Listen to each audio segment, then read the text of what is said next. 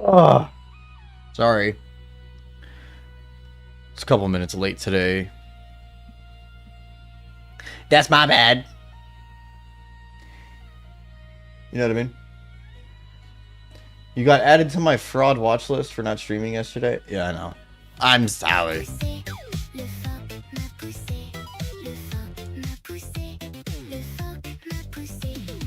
What is that?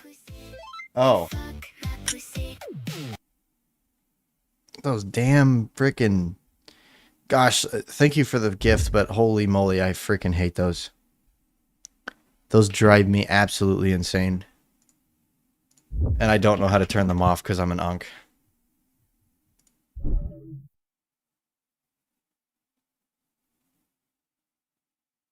That's wild. What is wild? The freaking... The video, or the song, or my reaction to the gift? I don't think you can turn those off. That is disgusting if you cannot turn those off. Wow. Oh, these are not the topics. All right. Let me do this. Give me just a second here.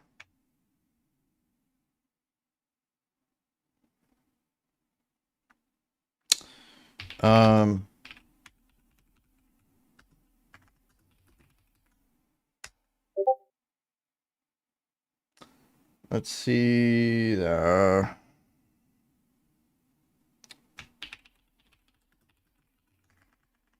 Sorry, I'm getting it all set up because my thing was not rise me in all caps. Give me a second, bro. Cool your pants. All right. We're doing that tonight. Why are these borders on my thing? Dude, my thing's all kind of messed up.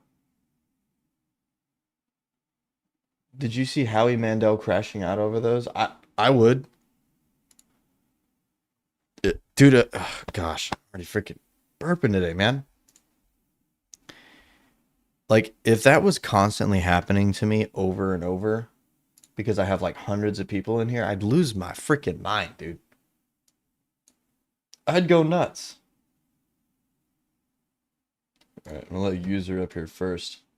She was first in. Yup. That's crazy, man.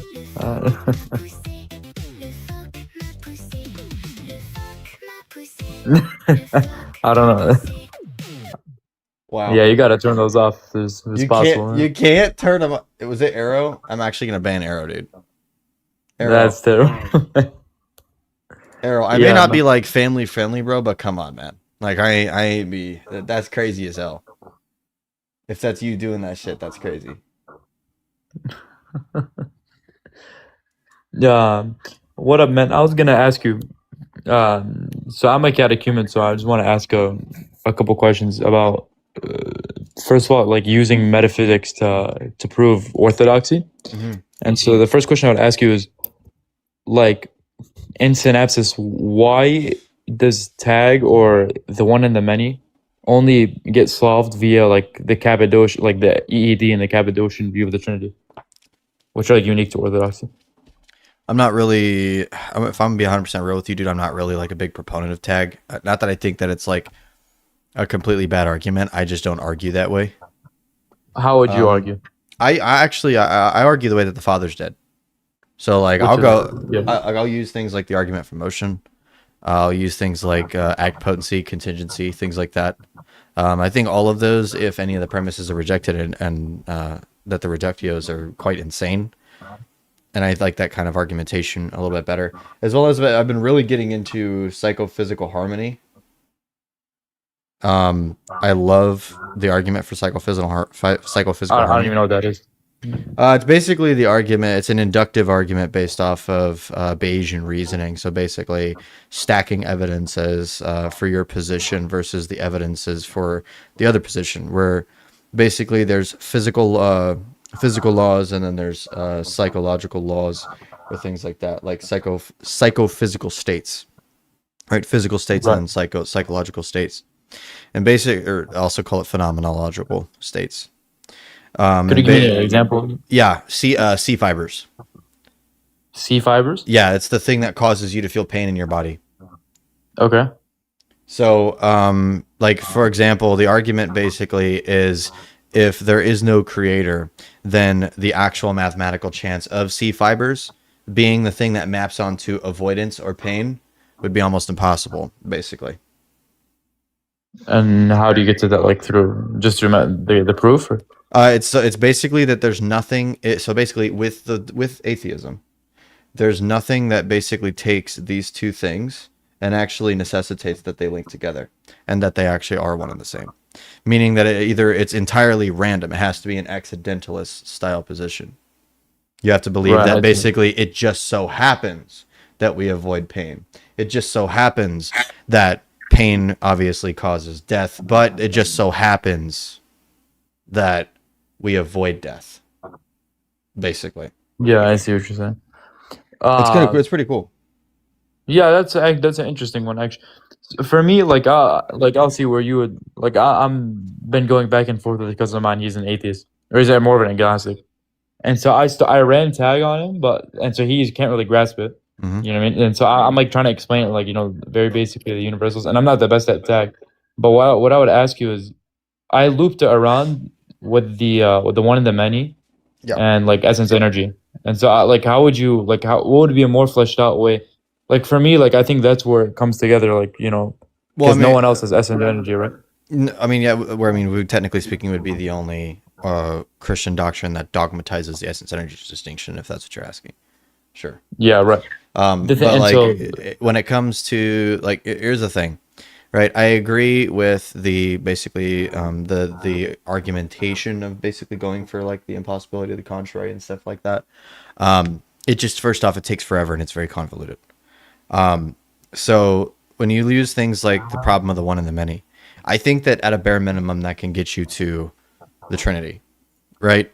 Simpliciter, the word Trinity, understanding that there's three persons in God, and that's probably about it, and right? how would you go through that? Huh? Like how would you derive that? So basically, like, do you know how the argument of the one, like, do you know what the problem of the one and the many basically argues for? Yeah, it's yeah, like distinctions while maintaining, oneness at the same time. Basically, how is it that's something that is absolutely simple in every regard has the ability to bring about the foundation for multiplicity, Right. right? And so if the foundation for multiplicity is itself not multiple in some sense, then therefore it's not actually the foundation for that said thing in terms of like the existence of said thing. So in Christianity, or not honestly, just in religion in general, I would argue that unless you're talking about like, for example, the Trimurti in the Hindu religion, which is something that didn't appear, by the way, until after the Council of Nicaea, which is hilarious, which shows obviously that they took that from Christianity. Obviously, just on the surface, I can't. That's kind of just a genetic Right. fallacy on its own. But like I'm saying, on the surface, it seems to be the case because they never talked about that prior to that.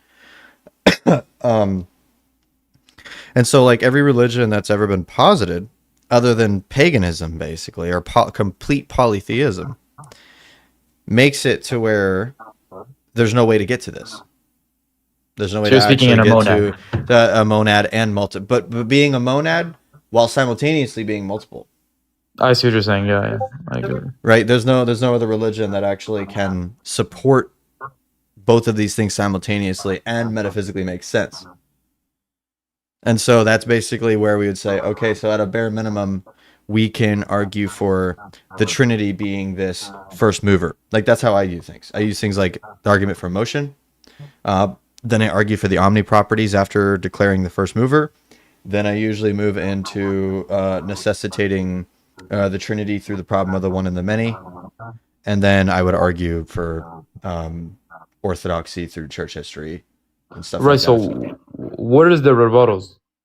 What Like are the what are the rebuttals? some common rebuttals when you argue this? Yeah. I mean, obviously, like there's some people that hold to different understandings of cause and effect, I which see. would cause them to not have who would not support the argument for motion. But there's obviously ways around these types of objections. It just depends because there's a lot of different ways that somebody's capable of.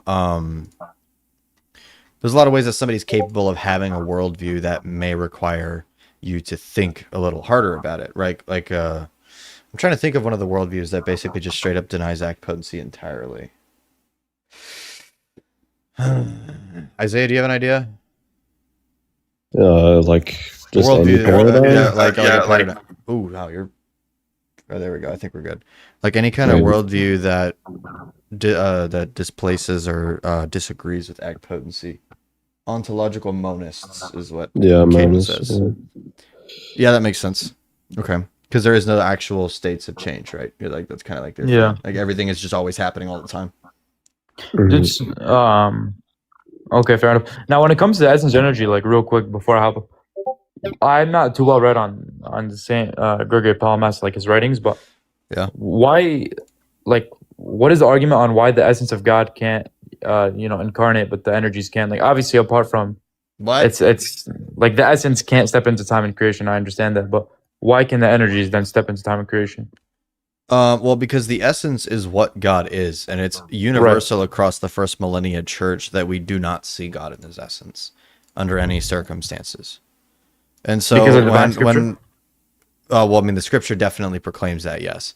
Yeah. Okay. But also just because of the fact that think of it like this: in order for you, let me put it into an example using things like universals and particulars. You can think of the word humanity. You can even think of some things that apply to humanity, properties of humanity, right? But in order for you to actually put a face or put a proper understanding of the word humanity, you have to instantiate it. You have to basically apply it to a person. You have to picture a person, a particular in your head, right? In order to understand the thing that you just talked about, which is humanity, right? So if we're talking about divinity, as in the divine essence, in that sense, picture that God is not particulars and universals, right? He's not composed of parts, right? Yeah. So he's simple. So if that's the case, you don't have something that you can basically grab onto. That's a person in of themselves, a particular within this being, and basically map it out and be like, oh yeah. I know that in humanity this is a property because look at Ron over here. He has this. Right? Like there's nothing with God because he's immaterial that allows you to do that. And that's one of the main reasons as to why you can't predicate things of the essence, why we say we can't see the essence, why we say we can't know pretty much anything about it. Because there's nothing to instantiate it for. There's nothing to particularize. You can't particularize the divinity, like in terms of like in of itself. There's nothing to put it in. There's nothing that can contain it. Humanity is contained in me. Humanity is contained in you, right? Like I can see the universal of humanity in everyone around us, but you can't see the divinity in anything, like entirely. It's not understandable. It's immaterial. It's infinite. Mm-hmm. Now, when it comes to the energies, the reason they're able to manifest is why. Like I understand why the essence can't. Well, because this is a special method by which that God enters time and space via his actions, right? So, like, think of it like this. Let's say, like, so this example was also used by Saint Gregory Palamas, and it was also used by Saint Nielos Cabasilas as well, which is his disciple. They use the argument of the sun rays, like you know how they that the Cappadocians used it to describe the Trinity. Yeah. Saint Gregory Palamas actually took it a step further and used it to argue for the essence energies distinction, saying that the core of the sun is the essence, right? And then the energies, right, is the light, or sorry, the persons are the light in terms of basically the thing that comes down, right, in generally. And then the heat would be considered the energies. This is the way that we understand and feel the light, right? So like the sun, for example, it bestows grace upon us, right, in this way. So obviously the energies just completely on their own, right? They're never just on their own. You have to remember, especially in Eastern Orthodoxy, and some people don't know this, but in Orthodoxy, there is a triad upon a triad in God. How so? Because There is the Father, Son, and Holy Spirit, and that's when we're talking about the Trinitarian life. And then when we talk about the things of God in general, we also have the essence, energies, and persons. And guess what? Everything is from the essence through the persons in the Uh-huh. energies. That's funny. Yeah, Wow. that's good. How did you derive that? I mean, you didn't derive that, but who? How did St. that? Gregory Palamas derived that because he's a Oh, goat. great. Yeah. He's a go. Yeah, he's like I was defending him. You know, That's some I of think it. it's That's some some Roman of his Catholic. lesser known works because that's his hesychastic works from the Philokalia, to be fair. But Yeah, I've never heard that. yeah. AJ, what I Uh, said is that when you think about the Trinity, right? And then you think about the things of God in general. There's basically a Trinity upon a Trinity. There's a triad upon triad, right? Not in the same sense as there being like relations of opposition or something like that. That's not what I'm getting at. But there's three denotable things that we can name specifically in God that make him what he is. We can name the essence, the energies, and the persons. And when you have these three things, when you know the order of operations from the Father through the Son and the Spirit, well, guess what? It's from the essence through the persons in the energies. so let me ask you. Okay, fair enough. But so when it comes to like this triad is like when we're talking about like monarchy of the Father, right? And the Father's the sole person that generates. He's like the fountain, the start of the. He's Yeah. like the start of the. The ase, I guess in a better term. Yes, sir. So is he given a power in which the Son and the Spirit is not, right? Like, or how does that work? Oh, sorry. Repeat that. I sorry. When you said that last part, Right, now so like when looking at the chart, yeah, right. Is the Father given a power in which the Son and Spirit do not have, Oh, which is being the galaxy. first cause? no, not at all. How so? Because of the fact that they share in the same energy token in terms of like the act itself, right? So like if the Father, if put it in an example like this, if you and me share the same identical energy types, which basically is the faculties to be able to do certain actions. But you and I don't share the same energy tokens, which is the actualization or the act being brought forth from the faculty through the person. Wow. From the nature through me in the faculty or power, right? Same exact thing that I just talked about with God. Similar situation occurs in us when it comes to the foundation or the principle for the movement of action. And when I bring forth a token, when I bring forth an energy, the you have the ability to not bring forth an energy. Like for example, if you and I both have the same faculty to, I don't know, build a house. Sure, yeah. Right? Identical faculty. But if I choose to build a house, you don't have to build a house. And you're not sharing in that same act of building the house. So then therefore you and I are separated beings. You and I are distinct beings. And you and I can be denoted as two actors. Right. In the God, it doesn't work that way because all three persons share in one token. I see what you're saying. So that's one singular act, that's one singular actor, which is then one singular God and being. That's St. Gregory of Nyssa's argument in On Not Three Gods. Right. So what would then? So the hypostatic property of the Father being ase would be if it's not a token, it is a what? The hypostatic property of the Father is fecundity or cause, not being ase. Right. It's cause. Sorry.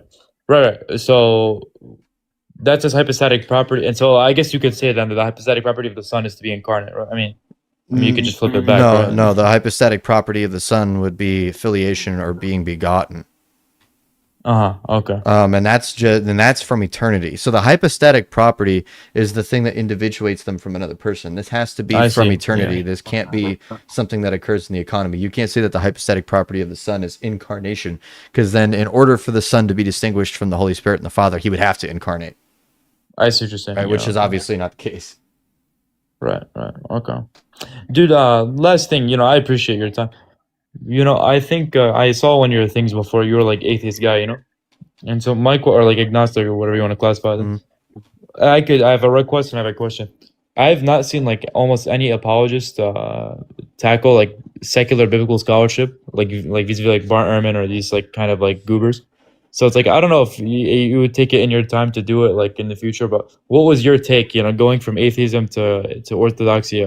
Well, like, I don't know how well read you are with these, with their works of these people, but Learning philosophy changed my mind a ton about the way to basically view critical textual criticism, because you have to think about textual criticism as basically somebody making an external critique to a degree, Mhm. right? In some way, shape, or form. Somebody is making a very specific narrative claim about history using either stacked evidences in an evidentialist format, maybe an argument for it not being possible due to their materialist restrictions, right? There's things that causes a historian, whatever their view is, that causes Mhm. a historian to come to certain conclusions about things. So, like a Christian who looks into the resurrection, there's obviously a much higher chance they're going to assume that yes, this has enough evidence, right? Somebody who is a skeptic, a hardcore skeptic, you could give them 100 evidences for the resurrection. But guess what? At the end of the day, they get to choose how many convince them. So, like, Mhm.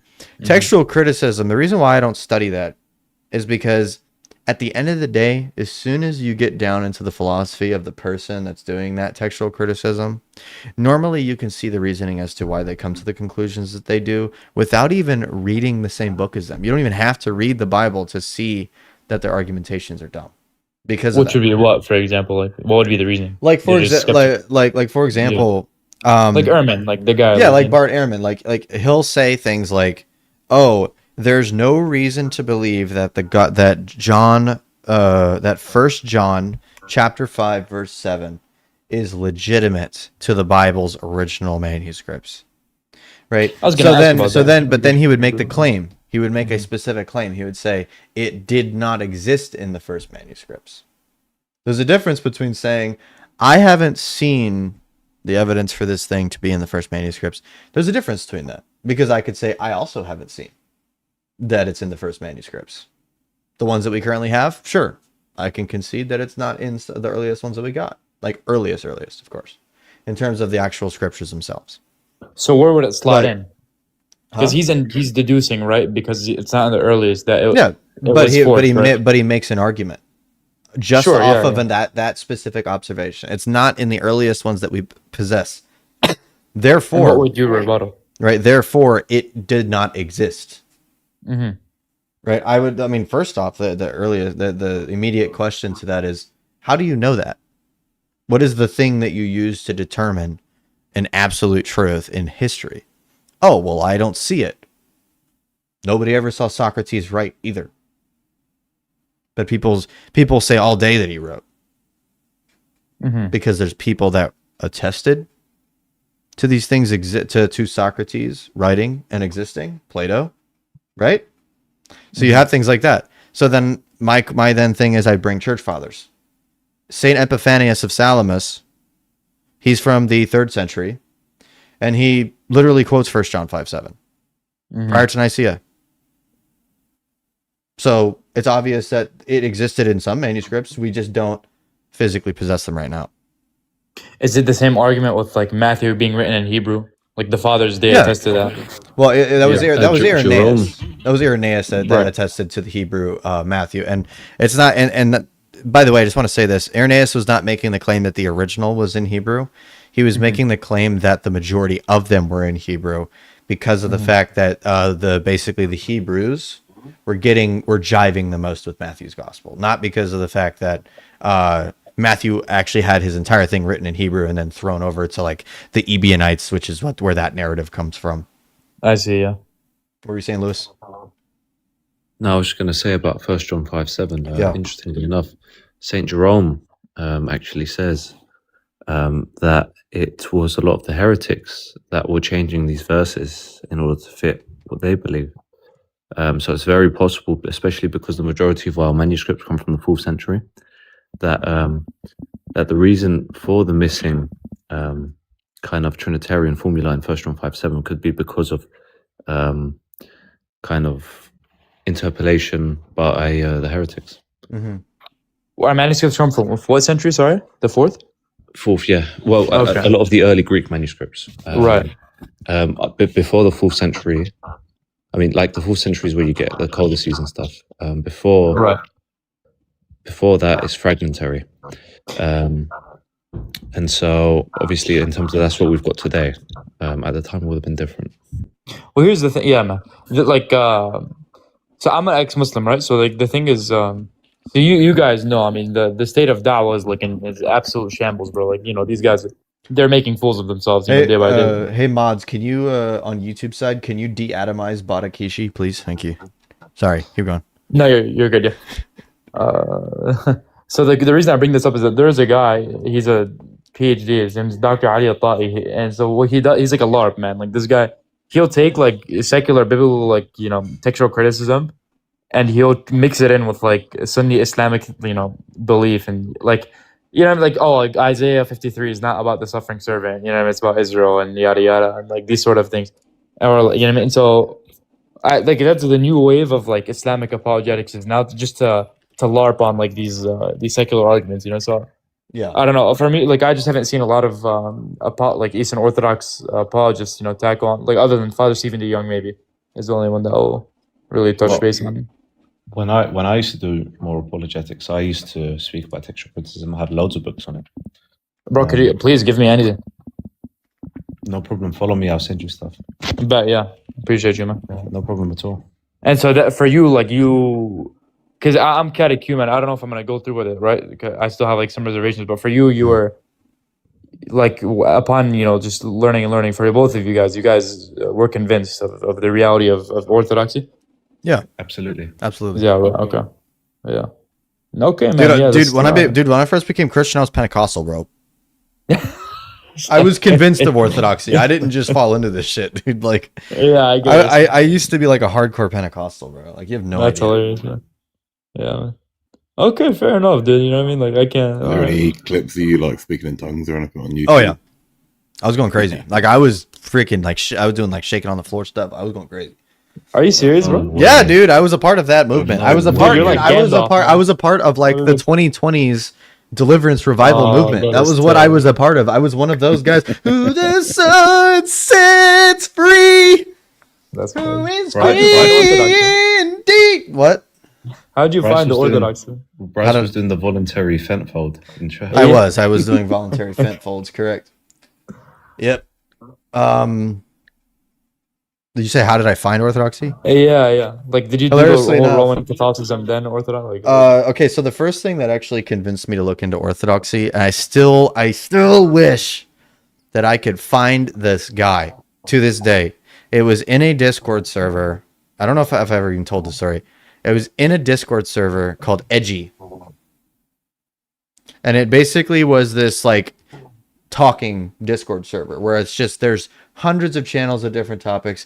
There's always people in and out of every channel. It's called Edgy, Lewis. Edgy. Edgy. Not edgy. Crazy, man. Not edgy, bro. Edgy. Okay. I was in this server. I personally liked to go into the debate channels. There was like 4 of them. And I used to basically go in there and I would just like evangelize to atheists. And that was pretty much all I did. And I never said anything about my denomination, nothing like that. I'm a Christian. I'm a Bible believing Christian. I was just one of those guys. Right. And that was the first time I had started doing apologetics. It was in the Discord servers with those people. And it basically just being a freaking absolute low tier. I was a fine tuner. So that was just me. I was a fine tune maxer back then. Granted, I don't think fine tuning is a bad argument. I just don't care to use it anymore because I hate arguing like scientific numbers. I hate it. I will only do that with evolution and that's it. Or the age of the earth or something. But when a guy came into the channel and he was like, "What denomination are you?" And he had an icon. I still remember. He had an icon of St. John Chrysostom as his profile picture. I don't remember his name. I hate that I don't remember his name to this day because I wish I could think him. But he had the icon of St. John Chrysostom as his profile picture. And he's like, "What denomination are you?" And I'm like, I'm not I don't have a denomination, you know, like Jesus didn't establish religion, yada yada yada. That looks like an idol in your name, in your picture. I don't know, something. You know, I said something really stupid. Right? And we started debating, like he started asking me about like, do you believe in faith alone or faith and works, all this kind of stuff? And I was like, oh, dude, grace through faith, you know what I'm saying? Ephesians 2:8 refutes you guys. And that backfired real quick on me. And then started talking about sola scriptura stuff. My whole epistemology fell apart really quickly. Like really, really quickly. After stuff like that, because I thought to myself, I was like, how do I know that I'm translating it right? How do I know that I'm interpreting this? Right? Like, it was just like that stuff, the questions arose in my mind. Like, I wasn't like just like absolutely convinced yet, but like the questions finally entered my head. How do I actually know that I'm doing it right?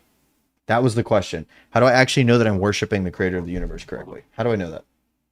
Oh, we got Big Man Ben in the chat. Hey, what's up, Luigi? How you doing, man?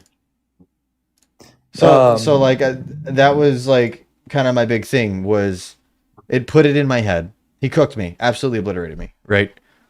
But then like the next day I just looked up Orthodox Christianity just to see if there's any YouTubers that even talk about it, because I'd never heard of this until the day before, until when I got baked by this dude who said he was Orthodox. And I immediately looked it up the next day. I found Kyle. First channel I ever looked at. Oh yeah, he's good actually. Yeah, Yeah. that guy's good. I found Kyle, and I was like, "Oh, this guy's like my age. That's cool. I can relate to this." Right? Like I was like, "Oh, I can relate to this dude. Like, you know, he's like my age." So then like I started watching his stuff, and then I was like, "Damn, these arguments are not bad at all." You know?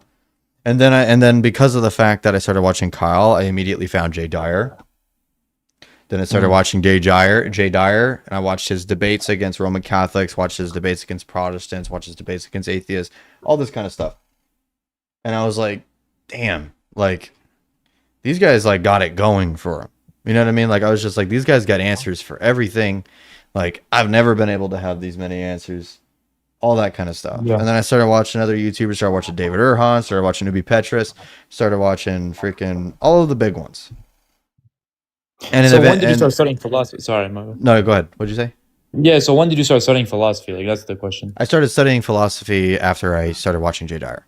That was the thing that convinced me to start studying philosophy, Right. because I wasn't, like I said, I only did like fine tuning prior to studying any philosophy, because fine tuning doesn't really require that. That's mostly based off of luck and probability. Generally, it doesn't require much philosophy to argue for. Did you start But- like with the Republic and stuff? Or, like you were like building away from the top? Or, like what did you do? The very first work that I ever read actually was Exposition of the Orthodox Faith, Book 1 from St. John of Damascus. Okay. Me Is that- do personally, you that was recommend at the the beginning? that was the first thing I ever read. I didn't get it. The first thing that I understood was St. Athanasius on the Incarnation. That made it to where I was able to understand the Incarnation in a pretty good way. Then I went back and then I read St. John of Damascus again. And then my whole journey started after that, where I was like, man, this is awesome. I love reading all this stuff. And then I freaking started reading a bunch of different works for different views.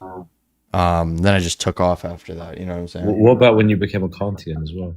Yeah, actually, that so that was when I was reading the Church Fathers, and somebody had recommended me, Cogito, at the time, Sani.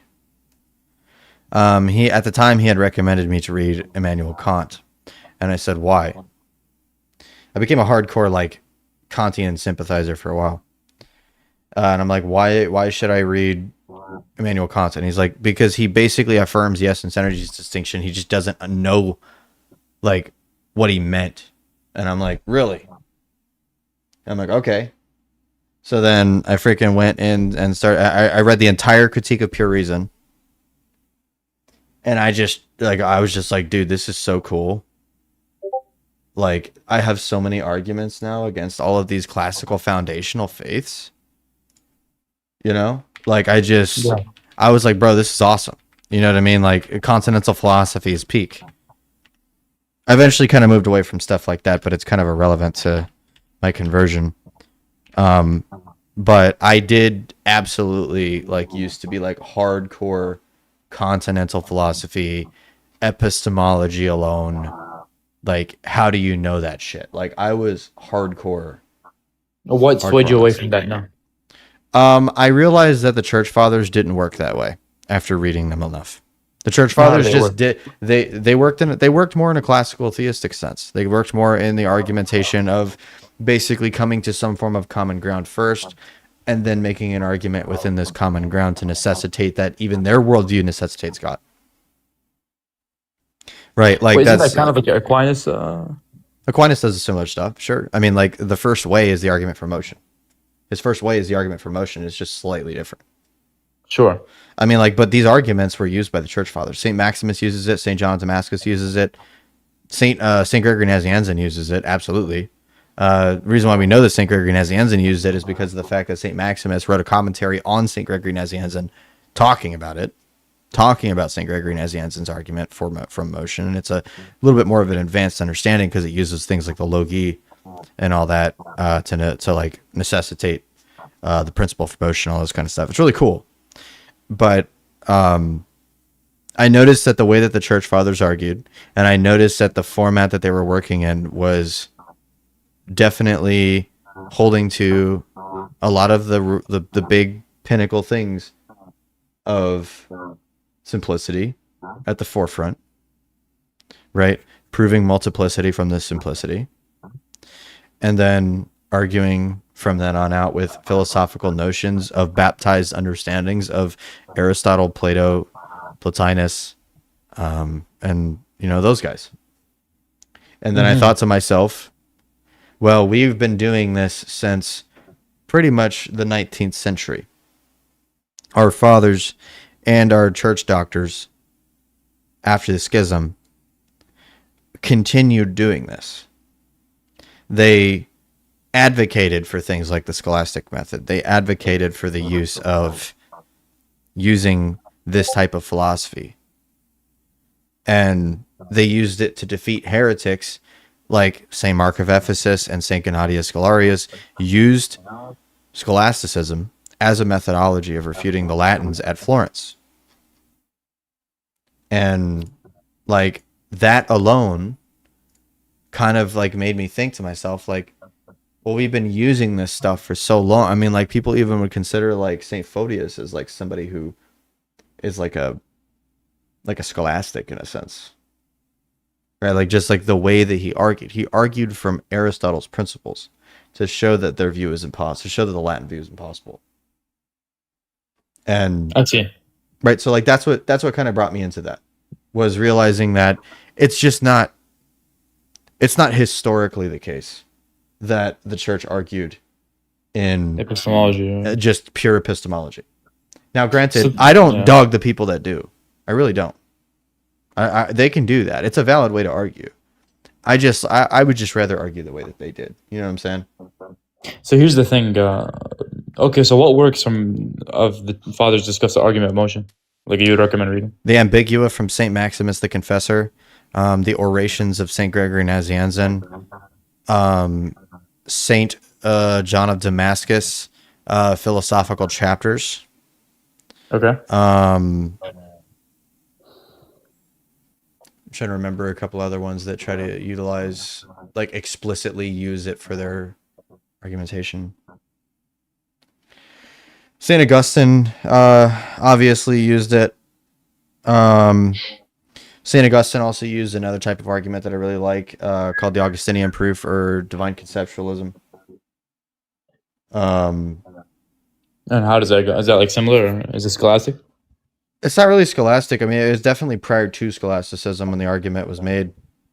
But it basically was the argument for the necessity of, if there are such thing as particular propositions and concepts, that if there is a concept that is universal to all mankind, and therefore there must be some form of universal thinker. I see. Right, which is a cool argument. I like it.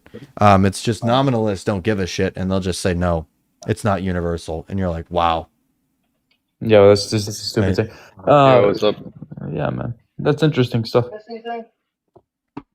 Did you you ever run the first mover or the argument for motion like on a like someone on TikTok or a debate? Yeah. But when it falls into infinite regress, what do you tell? I mean, that's just Well, I mean, if alternative. if it falls into regress, then there's basically no capability of proving that something moves from potency to actuality in the first place, because you don't have a first instance of something becoming potency to actuality. So if they affirm that there is potency in actuality, that's kind of like the point of the first couple premises of the argument for motion. If they basically also accept an infinite regress, they're basically contradicting their acceptance of the previous premises. That's kind of the point of it, of why the people that made the argument for motion state it seemingly unjustified just by the premise itself. Where they'll say it's either that there is a first mover or that this falls into an infinite regress, but an infinite regress is impossible, therefore. Right? Like usually that will obviously cause some people that read that to go, wait a minute, what's the argument for that? But the argument for that is that if you accept the previous premises, that you can't accept an infinite regress because you do have the argumentation that you can trace back potency and actuality, that you can trace back things being not in motion to things being in motion. And if you can trace this stuff back, if it goes on infinitum, then you can't trace it back. So then therefore you're rejecting the things previous. I see. If you would, yeah, man. If you made like a video or a lecture like going through that one day, man, I would much Yeah, appreciate it. I've been thinking about like going like doing a stream where I basically just like state and explain like a bunch of arguments Yeah. for God, like just in That general. would be very you nice. know, like I just And, haven't gotten around to it. Right, and the descending narrative and everything. Yeah. Thanks, man. I appreciate your time. Sure thing, bro. God bless, priest. God bless. That guy said BRB, so I'm gonna move on to this one else.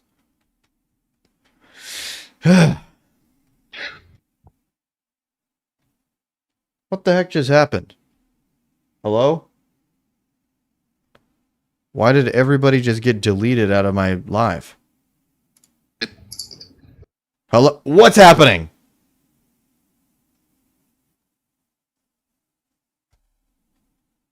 I'm gonna hit the button.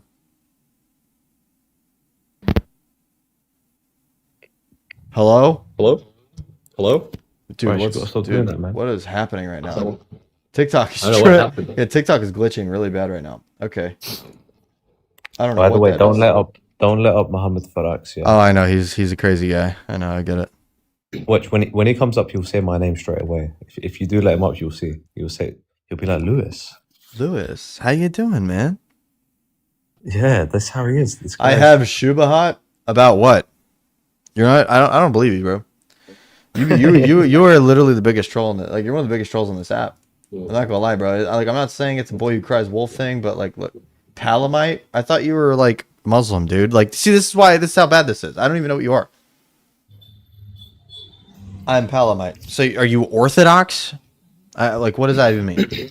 Wait, Bryce. You know Jay, like Jason, who converted to Catholicism. Yeah. He messaged me the other day and he said, Lewis, you know you're a pernicious heretic. Nice. A pernicious heretic. Nice. Did you say correct? Thank you. Yeah. Wait, Nice. Bryce, I'm a big fan. I saw your debate with Ian. Oh, cool. Yeah, you did. I think you did like awesome, and you had so much way more knowledge than him. Well, thank you. I appreciate that. What's going on, man? Yeah. So, well, I don't know how to describe myself if I were to introduce myself. So basically, I came from like a Protestant background because my family was like non-denominational. But like now that I've did my philosophical and theological studies on my own, I feel like the apostolic faith is like more sound. So like I'm either leading Catholic or Orthodox for sure. All right. Yeah.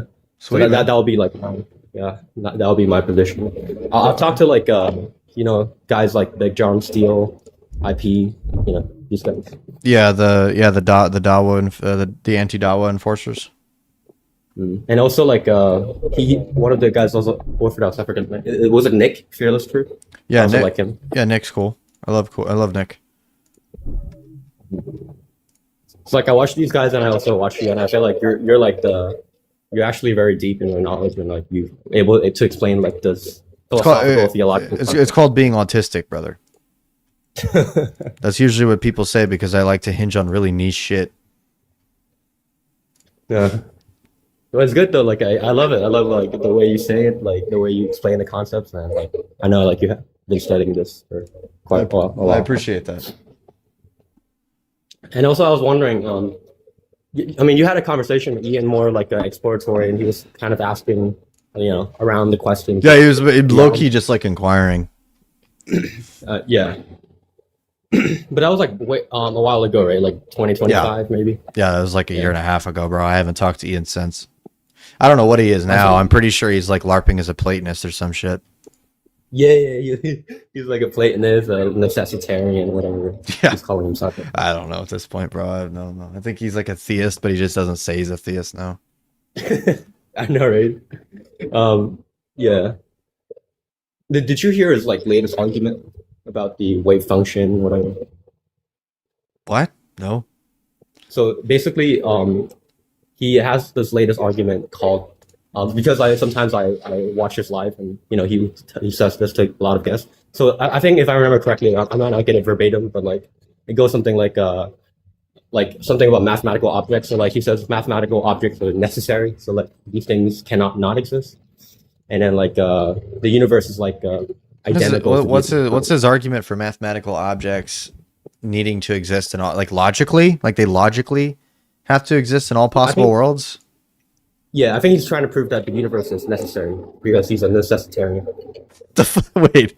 I know, right? So he thinks the number two. He thinks the number two is necessary in all possible worlds.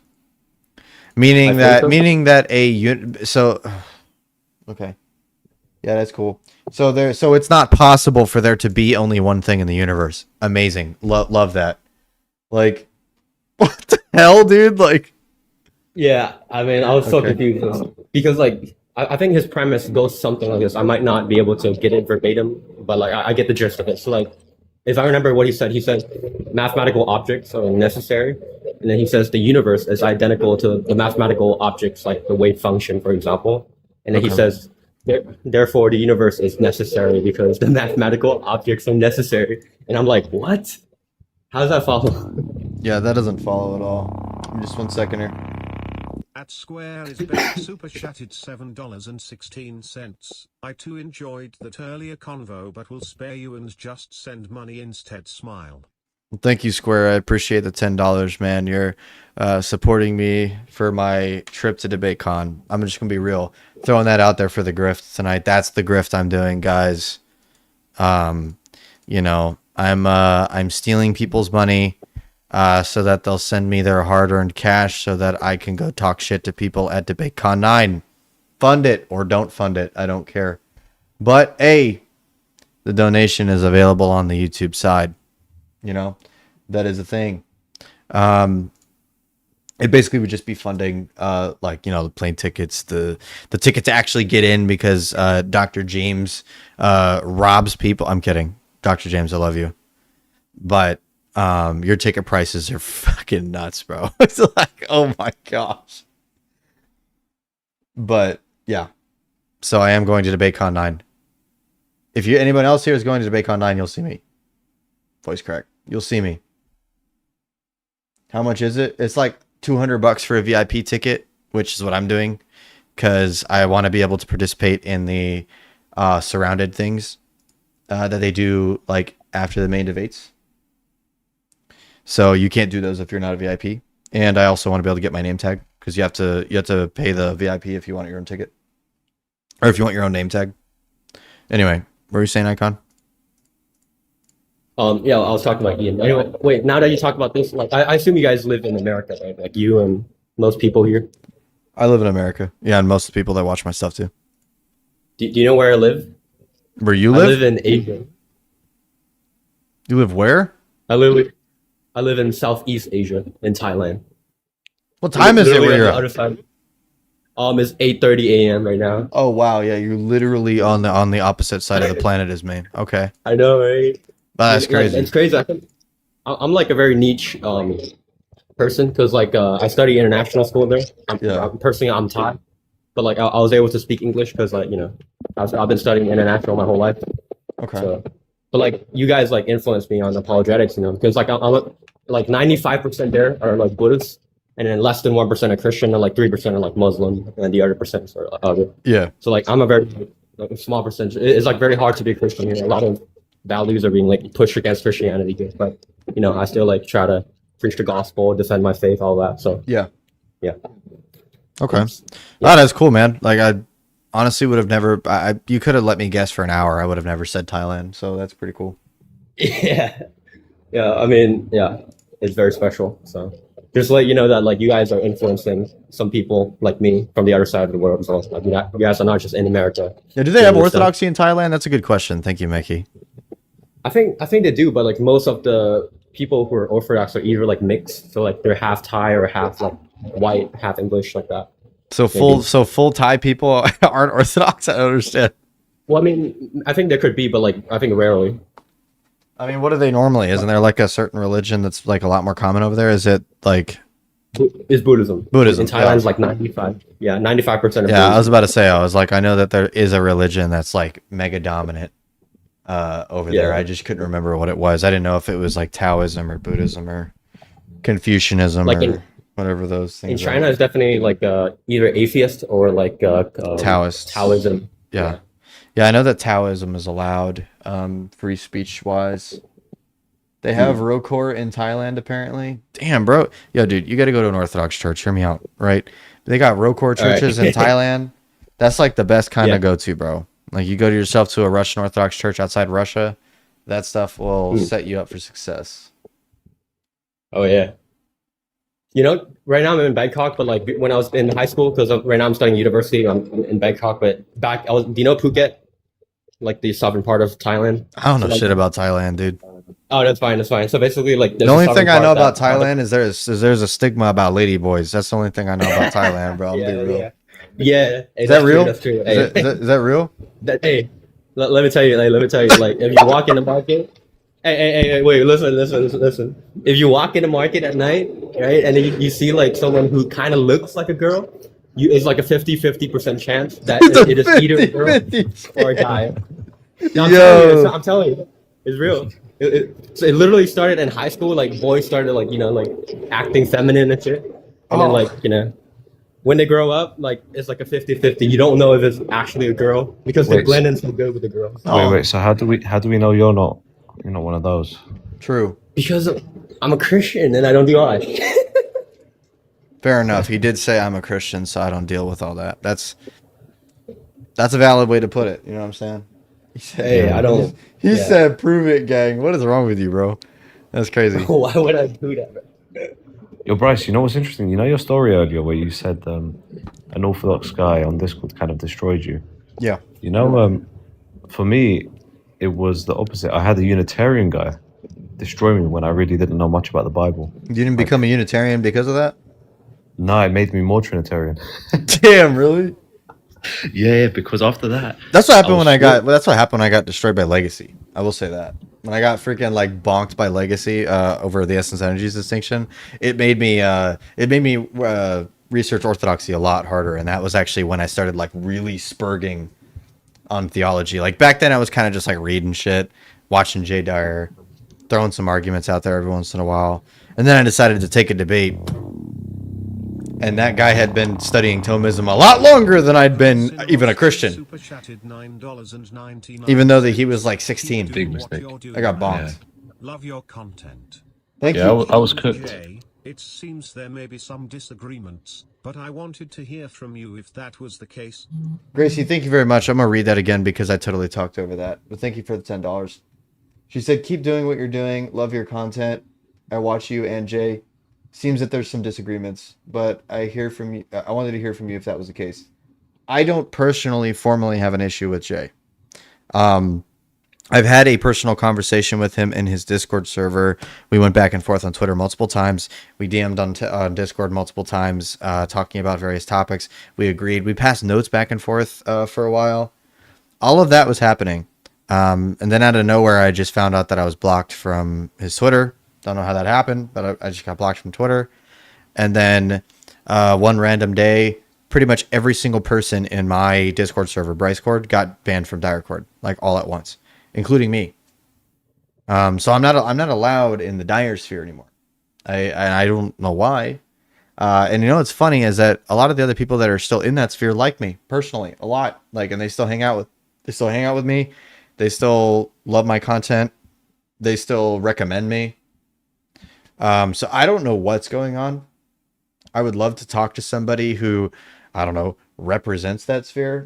if they wanted to, whoever the secretary of Jay Dyer is, I have no idea. The messenger. The messenger, of Jeremiah. the messenger. I don't know, dude. Is it like autocratic? Is it Ephraim? I don't know who it is, bro.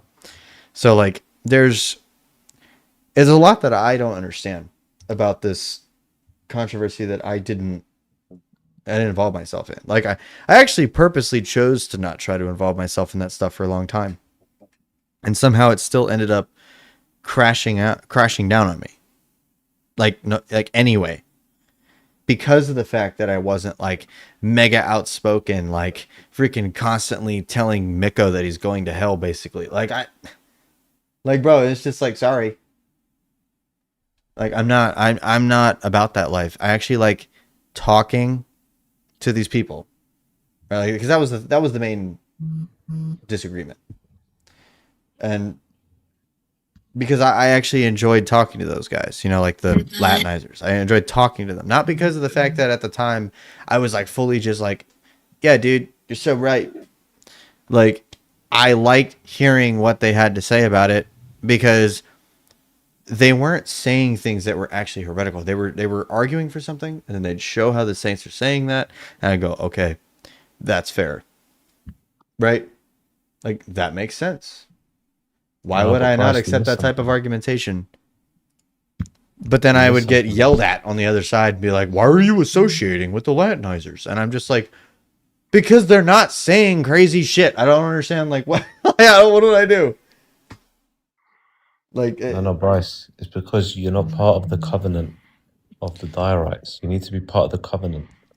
you know what's crazy is that, like, I don't even freaking not recommend Jay. Like, I don't even say these things. I don't even like make argumentations against what Dyer says. I don't freaking try to go up on his panel and debate him. I don't do none of that stuff. We both take the Eucharist, bro. We both are part of the same faith. Like, I don't know what happened. And guess what? It turns out that ever since I've been blocked, it's the least amount of drama I've had, baby. I feel great now. And you know what? And my channel's still growing just fine. I have a formal debate coming up with a really important Roman Catholic that I can't publicly state right now or I'll probably get in trouble. Please don't put it in chat if you know who it is. But I am having an in-person debate soon with a really big Roman Catholic in person in Vegas. I've only ever talked about it privately with some people. No, it's not Michael Lofton. I will debunk that one. It's not Michael Lofton. But yeah, so It's Pope Leo. he's quite hated. He's Does quite his name hated start by with a the J? Orthodox. His formal name, yes. Yeah, his legal name does, yes. Oh, okay. I thought like channel name. No, his legal name starts with a J. Oh, wait. I think I know who it might be. Oh, it's not Jesus and whatnot. I'll debunk that too. It's not Trent Horn, is it? No. Bryce J is Okay, then debating I'll- Pope Leo. James? Who's James? Divine Mercy. No. And you know what's funny is that, like, legally I can say it. I'm just being a dickhead. Oh, I think I know. I think I know. It's his initial starts with a J and then his last name starts with a T, right? I don't know his last name. Is his last name like the famous rapper? Like, you know? Yeah. Black? No, I'm not Yeah, gonna. I know. I'm not gonna do it. I know. I can't say it. And no, I don't Yeah. know his last name. I think I know. I don't know I his think I last know name. now. But again, so yeah, I don't want to say anything because I don't want it to possibly get canceled. All right, like there's a chance that the person that I'm debating might cause outrage on the Orthodox side because of the fact that it's me doing it and not somebody else. So again, I'm keeping it low key. All right, if you do know it, please don't say it. But Yeah. So that's happening. If you know, you know. You're just in the know, dude. But I do have a Roman debate with a Roman Catholic coming up. I do have the debate September 8th now, by the way. That debate with the Protestants, the 3v3, that's September 8th now, not September 1st. It got pushed a little bit because the lovely Protestant friends took weeks to give us their topics. Weeks. Which is fine. It's whatever.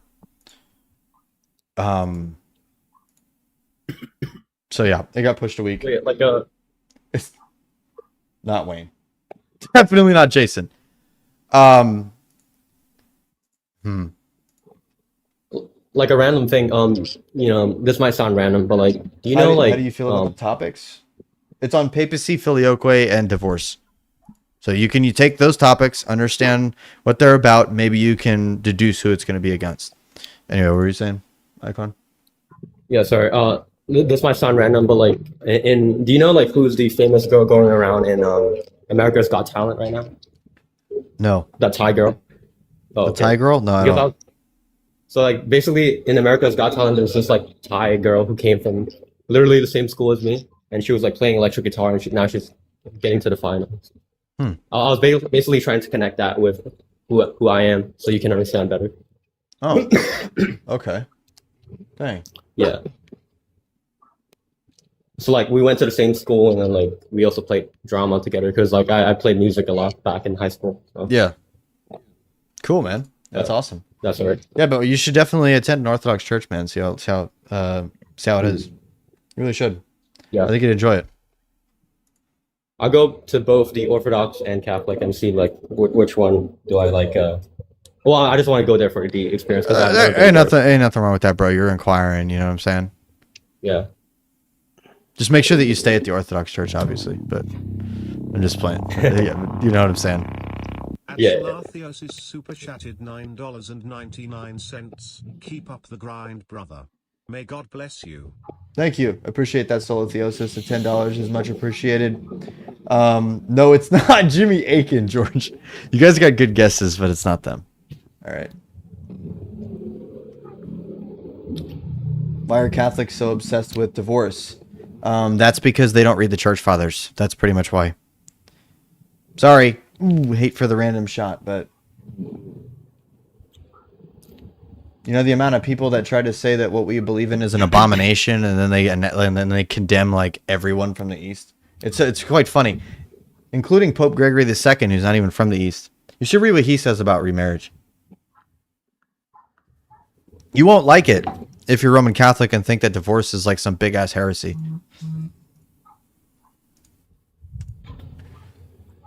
Greek church got 3 strikes and you out. Yo, you a goober, bro. What's up, Hendry? What can I do for you, man? Oh, hello. Yeah, what's up, man? Hey, how are you? I'm doing good, man. How you doing? Oh, I'm fine. I'm fine. Sweet. What's going on? Yeah, I wanted to talk about theism, I guess. I lean more probably like agnostic for some deities, and then like I'm probably atheistic towards other deities as well.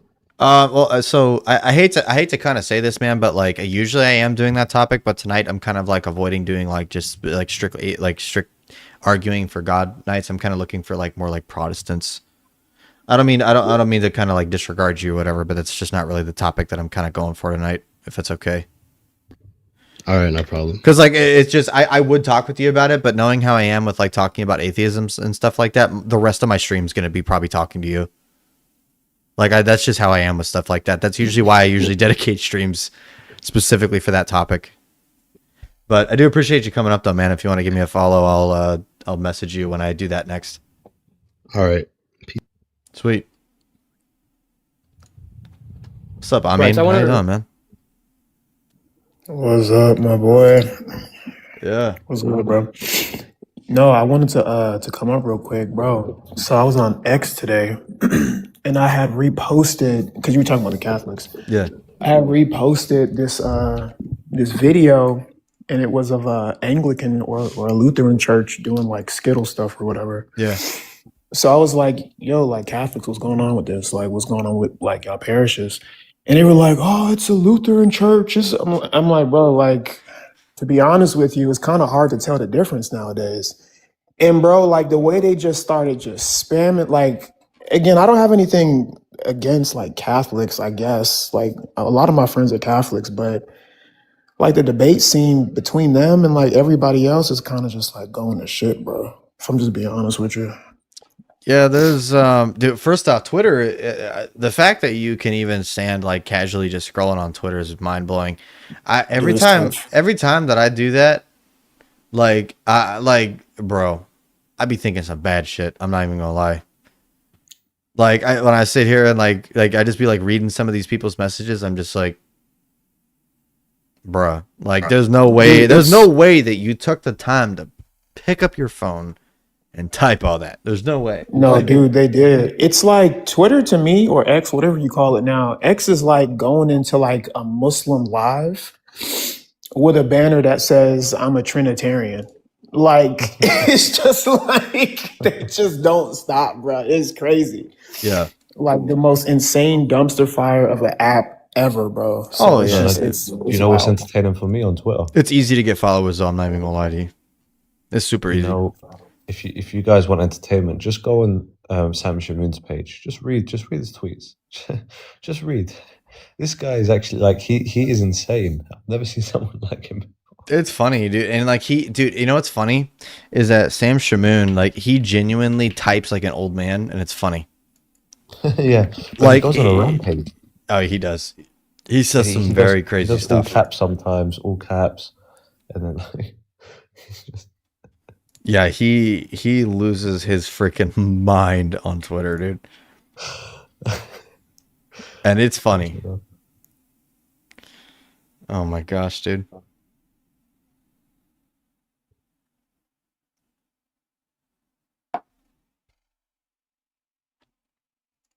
going on, Demon Hunter?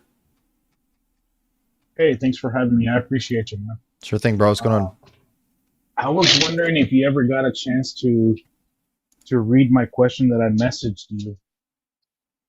I don't like saying it because people can use it and misinterpret it.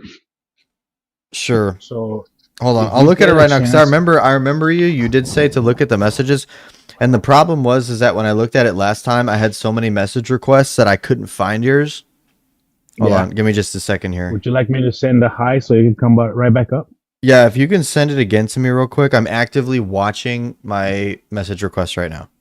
If you want to send it to me. And then I'll read it and look at it.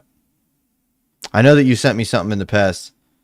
So I just send you a hi. That way it comes up to you and it'll be right before that. Okay, there you are.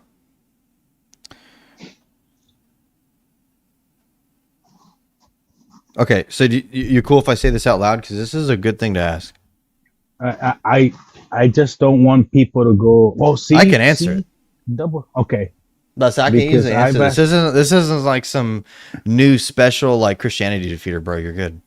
No, okay. All right. Okay. Go ahead, read it.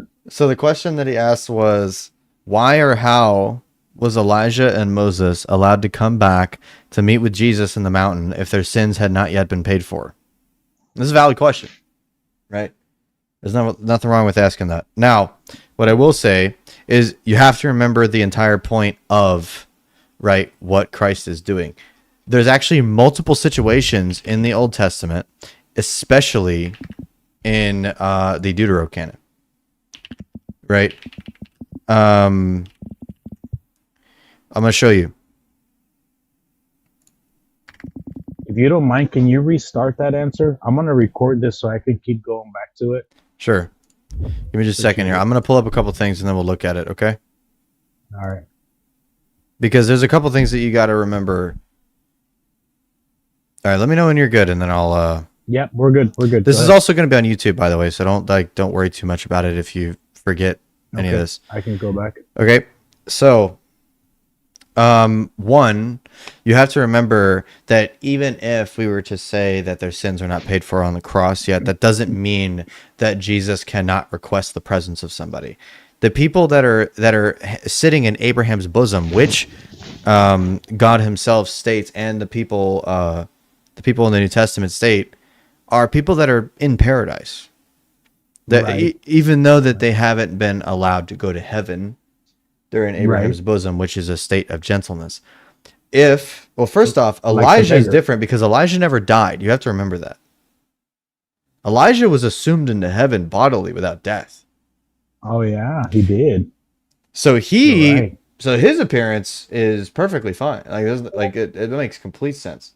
With He's Moses, already with Jesus. Moses was the one who was in the bosom with Abraham.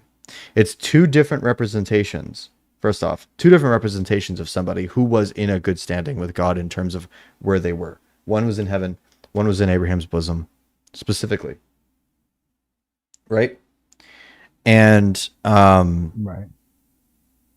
there's nothing wrong or contradictory with stating that Jesus can call upon somebody in the state of being dead, right, and bring them to represent themselves anywhere. He's God, right? He can make someone go anywhere at any time, Right. even if it's for Right. a miracle. Now I'll read this in 2 Maccabees chapter 15 verse 10. Okay, this is in the Deuterocanon. It says, we'll do verse 14 first. Let me bring this up on my screen. Hold on. You guys probably won't be able to actually see this whole thing because it's kind of just like condensed right here. But yeah, I'm just going to kind of read it and then explain it. This is 2 Maccabees chapter 15. We'll start at verse 12. Actually, that's a better idea. What he saw was this: Onias, who had been high priest, a noble and good man, of modest bearing and gentle manner, one who spoke fittingly, had been trained from childhood in all things that belonged to excellence, was praying with outstretched hands for the whole body of the Jews. Then in the same fashion another appeared, distinguished by his gray hair and dignity, and of marvelous majesty and authority. And Onias spoke, saying, "This is a man who loves the family of Israel, and prays for much of the people and the holy city, Jeremiah, the prophet of God."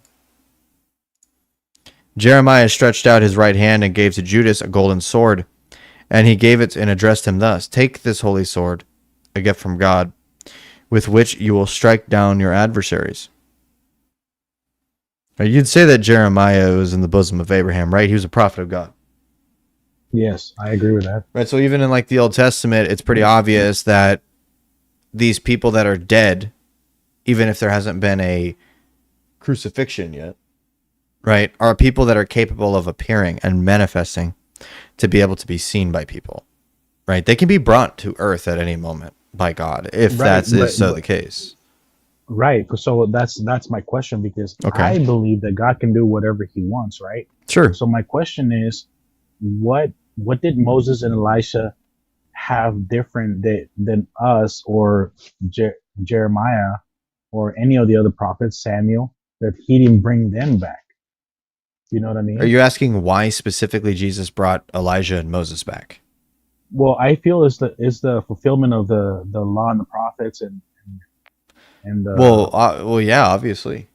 the law and the prophets, right? Yeah. But Yep.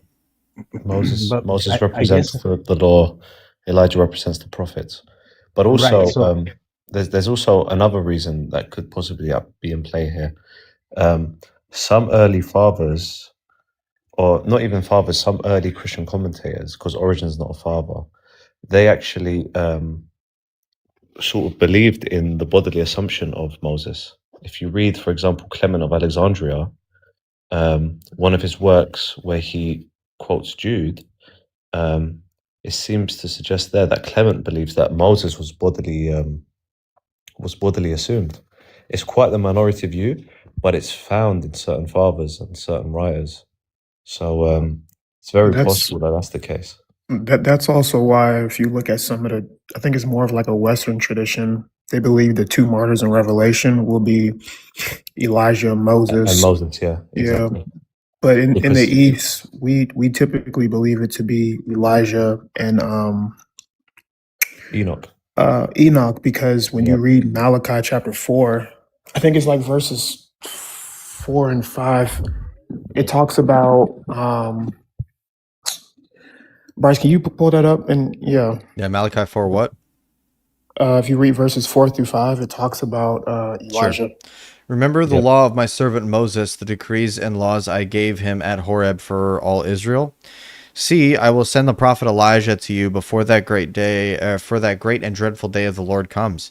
He will turn the hearts of the parents to their children and the hearts of the children to their parents, or else I will come and strike the land with total destruction. Yeah. So we would just say, like, whenever we see things like this in the New Testament, because I'm not saying that we know exactly how God works, astaghfirullah. But what I'm saying is we understand that he uses motifs and he uses different types of ways to show us something. And we can clearly see that through the scriptures. So in the Old Testament, I'll just give you like a really short example. Jonah and the whale, he was eaten by the whale, spit out, he died, was spit out, was resurrected. Jesus then alludes to it and says, this motif is about me, right? So in the New Testament, there is a way you can look at it, like, not that the New Testament is the Old Testament, but the New Testament is what's going to happen before the end. And we're also a partial preterist. So you kind of have to understand, well, is this talking about the first coming or the second coming? But when those martyrs are talked about in Revelation, that would be that great and dreadful day of the Lord. So like for us, Bryce, we can see your screen, by the way. Oh, yeah. Sorry. For us, Forgot I still had that up. That was our freaking group chat anyway. There was nothing crazy about it. I did zone out because I was waiting. I didn't know I was still on the screen thing. Thankfully, that was just our group chat about the debate thing coming up. It doesn't matter, but for us, so when we look at something like Elijah and Enoch, or whichever one of the traditions you want to use, we would understand that that could also be a motif of what's going to happen in the future in Revelation during that second coming as well. So there's two different interpretations. Like Lewis said, the Western tradition is it's not as, most people don't typically take that tradition, but I think Hippolytus of Rome talks about Elijah and Enoch. So that's something to think about as well. Yeah, interestingly enough, by the way, Origen, in talking about the Epistle of Jude, he refers back to, because he commentates on Jude 1:9, where it speaks about the body of Moses, which is literally this topic. And he refers back to a first century Jewish work called the Ascension of Moses. So even in the Jewish tradition, you do have traditions of Moses ascending bodily. So, I mean, yeah, that's just food for thought. I mean, I don't draw any conclusions from it. But, yeah. But that's not Bible, bro. But that's not Bible. That ain't the Bible. That ain't the Bible, bro. That ain't in the 66 books, man. That ain't in the 66 books. I can correct the Greek with the King James. The King James. I've actually seen somebody do that though. I'm not even lying. I bet you have. Those KJV only dudes. Yeah. They're like, bro, they use that verse in Proverbs where it says that the word of God is tested and tried like 7 times through purified fire. And they're like, they do some kind of weird that's a prophecy liberalism. they think that's a prophecy for the KJV. No, dude, for real. They're like, Psalms 12, this is the 7th translation or something like that. And I'm like, bro, what? It's not the 7th translation at all. It's just crazy, bro. There had already been hundreds by the time that freaking King James decided to translate that. So, like, have the King James version made. Ain't no way. But plus, like, the KJV gets certain things wrong anyways. Yeah, it does. So it's like, I mean, how are you just going to, like, are you just going to use the Masoretic? I mean, it's just fundamental. Oy vey, dude. I mean, it's just fundamental ignorance. Like, honestly, it's just crazy. So yeah, it was my question, and so, like, I guess I would ask, like, what barometer did God use to determine, okay, Moses and Elisha can come back with me and meet me there? You know what I mean? That's why I was like, okay, well, what's he using to determine who to bring back? I mean, You know what I mean? that's But going to be it quite would be speculative. mostly a fulfillment. Like, at least specifically with Elijah, right? You also have to remember that with Elijah, it's really easy to show that he was supposed to appear. because like in the very beginning of the Gospels, right, one of the main things that the Pharisees are asking John the Baptist, are you Elijah? Yep. Because they were expecting so him they from were the book of waiting for him. Malachi. They were waiting for him. So when he appears on Mount Sinai, it's obvious that it was to fulfill a prophecy, specifically of Elijah being there. Gotcha. So, I mean, like, there's a Thank you. reasoning as to Thank why you. that they would appear, call upon them for specific reasons. Because in Malachi 4, like with what was shown, is that he said, I will show you what's going to happen, right? And then he says, behold, I will send you. Behold, right? Watch. Observe this. This is something you need to look out for, Exactly. right? I will send you Elijah the prophet before the coming of the great and dreadful day of the Lord, and he will turn the hearts of the fathers to the children and the hearts of the children to their fathers, lest I come and strike the earth with a curse. That was Malachi 6, verse 4, right? No, Malachi 4. Malachi 4, verse 4 to 6. Thank you. Malachi only has 4 chapters. But Thank you. what was I going to say? Another point is that when Jesus does this, like when the scene of the transfiguration is taking place, he also does this to unveil his divine identity. What do I mean? Well, Christ is, by going on the mountain and transfiguring himself, and then having Moses and Elijah appear, confirming who he is. Why? Because in the Old Testament, Moses saw the Lord, Yahweh, on the mountain, on Mount Sinai, the same way Elijah saw the Lord on a mountain.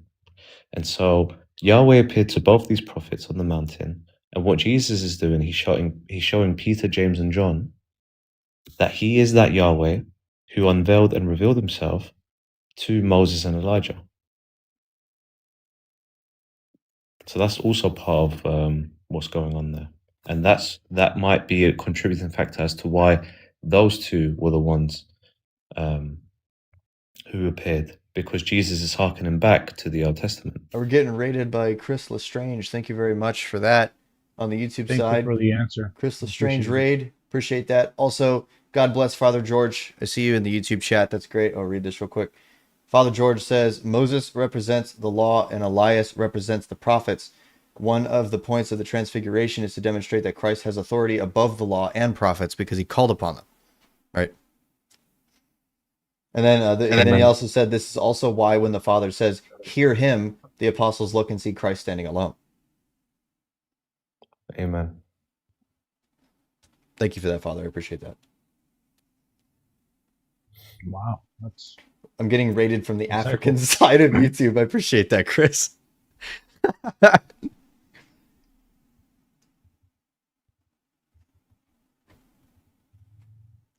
Did that answer your question at all there, Demon Hunter? It did. I want to say thank you for it. I appreciate it. Sure, man. Appreciate you coming And up. now that I know that you're in the States, did you know that Moses was Mexican like me?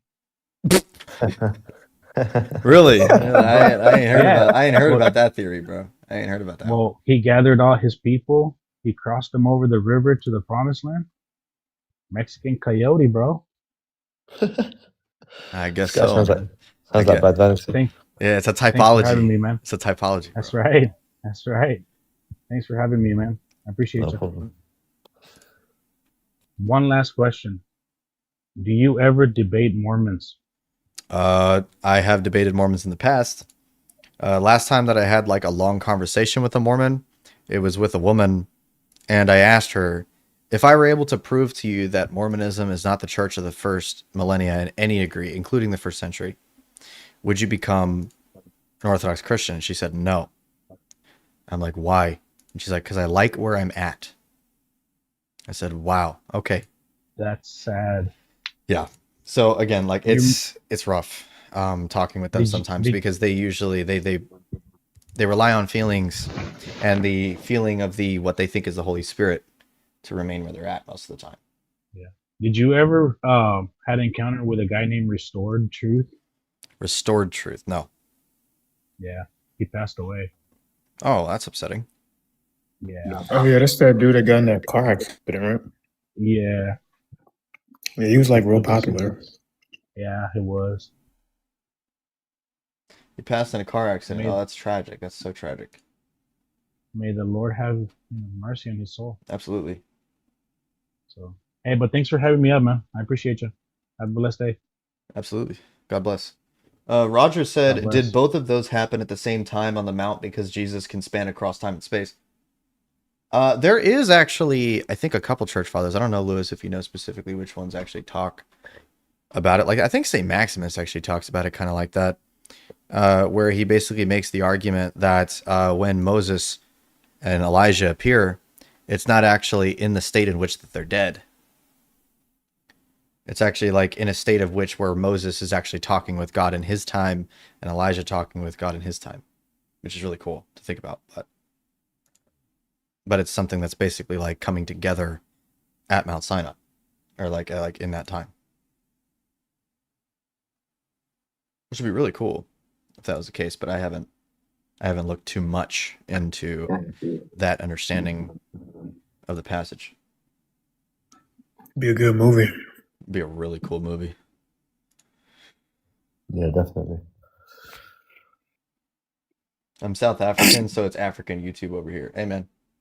No problem with me. You know? Ain't nothing wrong with There that. used to be speaking of Mormons, there used to be like not like a heavy, sense of Mormons on TikTok, but they did used to have like their little groups and cliques, but I haven't seen them in a minute. Well, it's because they've been going recently on people like Brian Davila and other shows and stuff like that, and like Loki getting baked. So I wouldn't doubt it if they haven't been showing too much presence on TikTok recently, like Latter Day Lion and that other dude that pops up pretty commonly. The guy that talks like this. I can't remember his exact name, but he's pretty popular. Mormonism, bro, is so absurd, dude. Like the last Mormon I debated, like, and it's crazy too because you can get them to admit that they're polytheists, and they're just like, so what? I'm like, bro, what? Because they believe that matter is eternal. They don't believe in creation ex nihilo. Yeah, because they have to affirm. It's because, funnily enough, the reason why that they have to affirm creation ex materia is because of the fact that Joseph Smith, in one of his sermons, stated that the Father used to be just a man. And so if that's the case, then basically that means that the Father had a God, and there's nothing stating that this is not perpetual. So then therefore they have to affirm that matter's always existed to some degree. No, Lewis, you're laughing, but I'm like, that's what they really believe. They believe that we all can become gods. And that we can we'll have our own planet, and then we'll make our own Collab, bro. Yeah, dude, it is the weirdest shit ever. Dude, bro. Battlestar Galactica is mostly just Mormon theology. Yeah, it's. I'm not kidding. Look it up. I'm not kidding.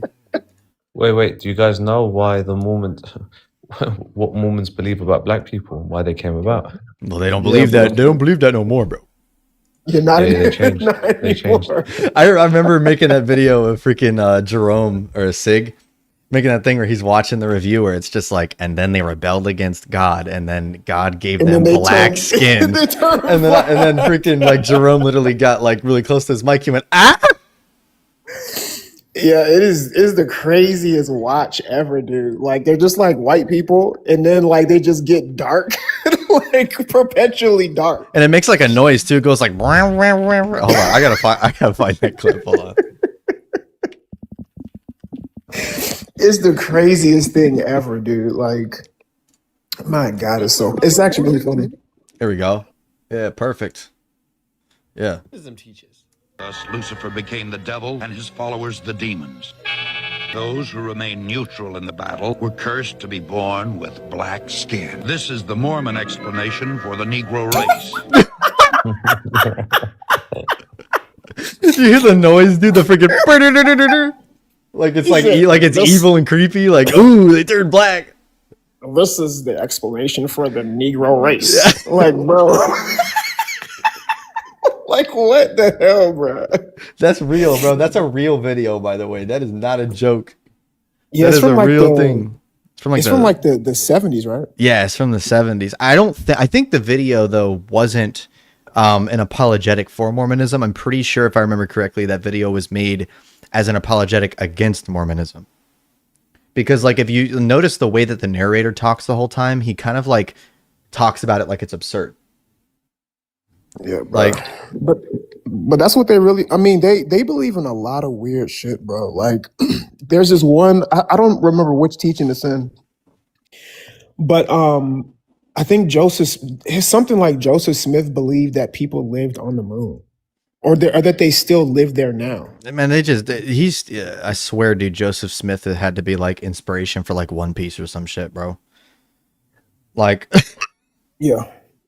and like with freaking Anil, the freaking god of lightning, like freaking being somebody who ran and lived on the moon after he got defeated by Luffy. Bro. No, I'm serious, dude. Like, it's worse than Islam. Like, I mean, Islam is just Mormonism, but like pre Mormonism, or I guess Mormonism is post Islam. Like, it's the same religion, but they take it like to a whole nother level. It's kind of crazy. Yeah. You read the manga? Yes, I know. Luffy's on Fraud Watch right now, bro. I get it. Don't worry. I'm not gonna say more than that. I try to get into One Piece, but it's just too long, bro. It's too long. It takes dedication, bro, and it's not that worth it. Like it's a great series if you've been watching it for a long time already. But normally I would never like tell somebody, "Hey, go spend a bunch of your time watching One Piece," because at that point, bro, like you're gonna probably die before you're done with it, and like die like in unrepentant sin or some shit. Like I don't know, like it's crazy how long it takes to actually watch all that, and I'm never gonna ask somebody to dedicate themselves to something like that. Dude, I thought Bleach was long, but One Piece, I'm like, my God, that and Dragon Ball Z. And then Dragon Ball Z has spin-offs, dude. Like, no, it's okay. I only watched Dragon Ball Z Kai because I didn't have time to watch Dragon Ball Z in its fullness. Yeah, no, it's too much. I actually haven't even seen a good anime in a minute. I think the last good one I watched was Attack on Titan. That was really good. Dang, really? Yeah. Attack on Titan is good. There's some pretty dang good ones like out recently, bro. Like some pretty dang good ones. Bryce, you like gotta Fire watch Force. Attack on Titan, bro. What? Gotta watch Attack on Titan, mate. Because I've seen Attack on Titan, bro. Oh, okay, cool. Attack on Titan is great. There's so much like Nephilim. Bro. There's so much like Nephilim stuff in there too. Yeah. The theory of time stuff, mate. You gotta like. Oh yeah. Yeah, super yeah, Vinland Saga. Yeah, dude. Like, wait, is this what I think it is? It is the Dion. Hey, Bryce James. What's up, bro? What are you legal middle name dropping me for? What's going on with that? I just pronouncing your name, Bryce James. Okay, fair enough, dude. What's up? If I was a Salafi, I'd say God, right? But I'm not a that's what the J Salafi. stands for? I didn't even know that. Yeah, he got your whole government, bro. You got my middle, yeah, because it stands for my like my legal middle name, and then it also stands for my baptismal name. So it's, it's funny. Doesn't bother me though. I paid for a service that basically like wiped my actual name off of the internet now, so that made me a lot happier. Almost, but you know what I mean. Especially after I have these freaking like in-person debates, bro. Like I've been making sure that my OPSEC gets better before people start watching stuff like that and they start going, I don't like this guy, I'm gonna dox him. Hey, Bryce James, could you rate my fade? Your fade? Wait, are you actually gonna like show me your fade? Sure, man. For real? Yeah, man. Good. What order? Okay.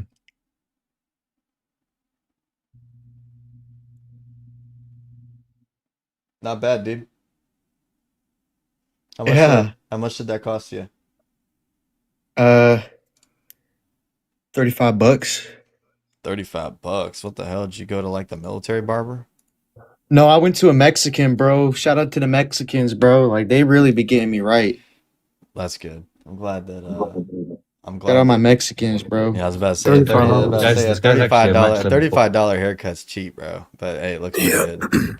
Hell yeah, it's cheap, bro. Never cheap for I mean, I me, used to dude, pay because 50. they gotta do my freaking hair and then they also gotta do my beard.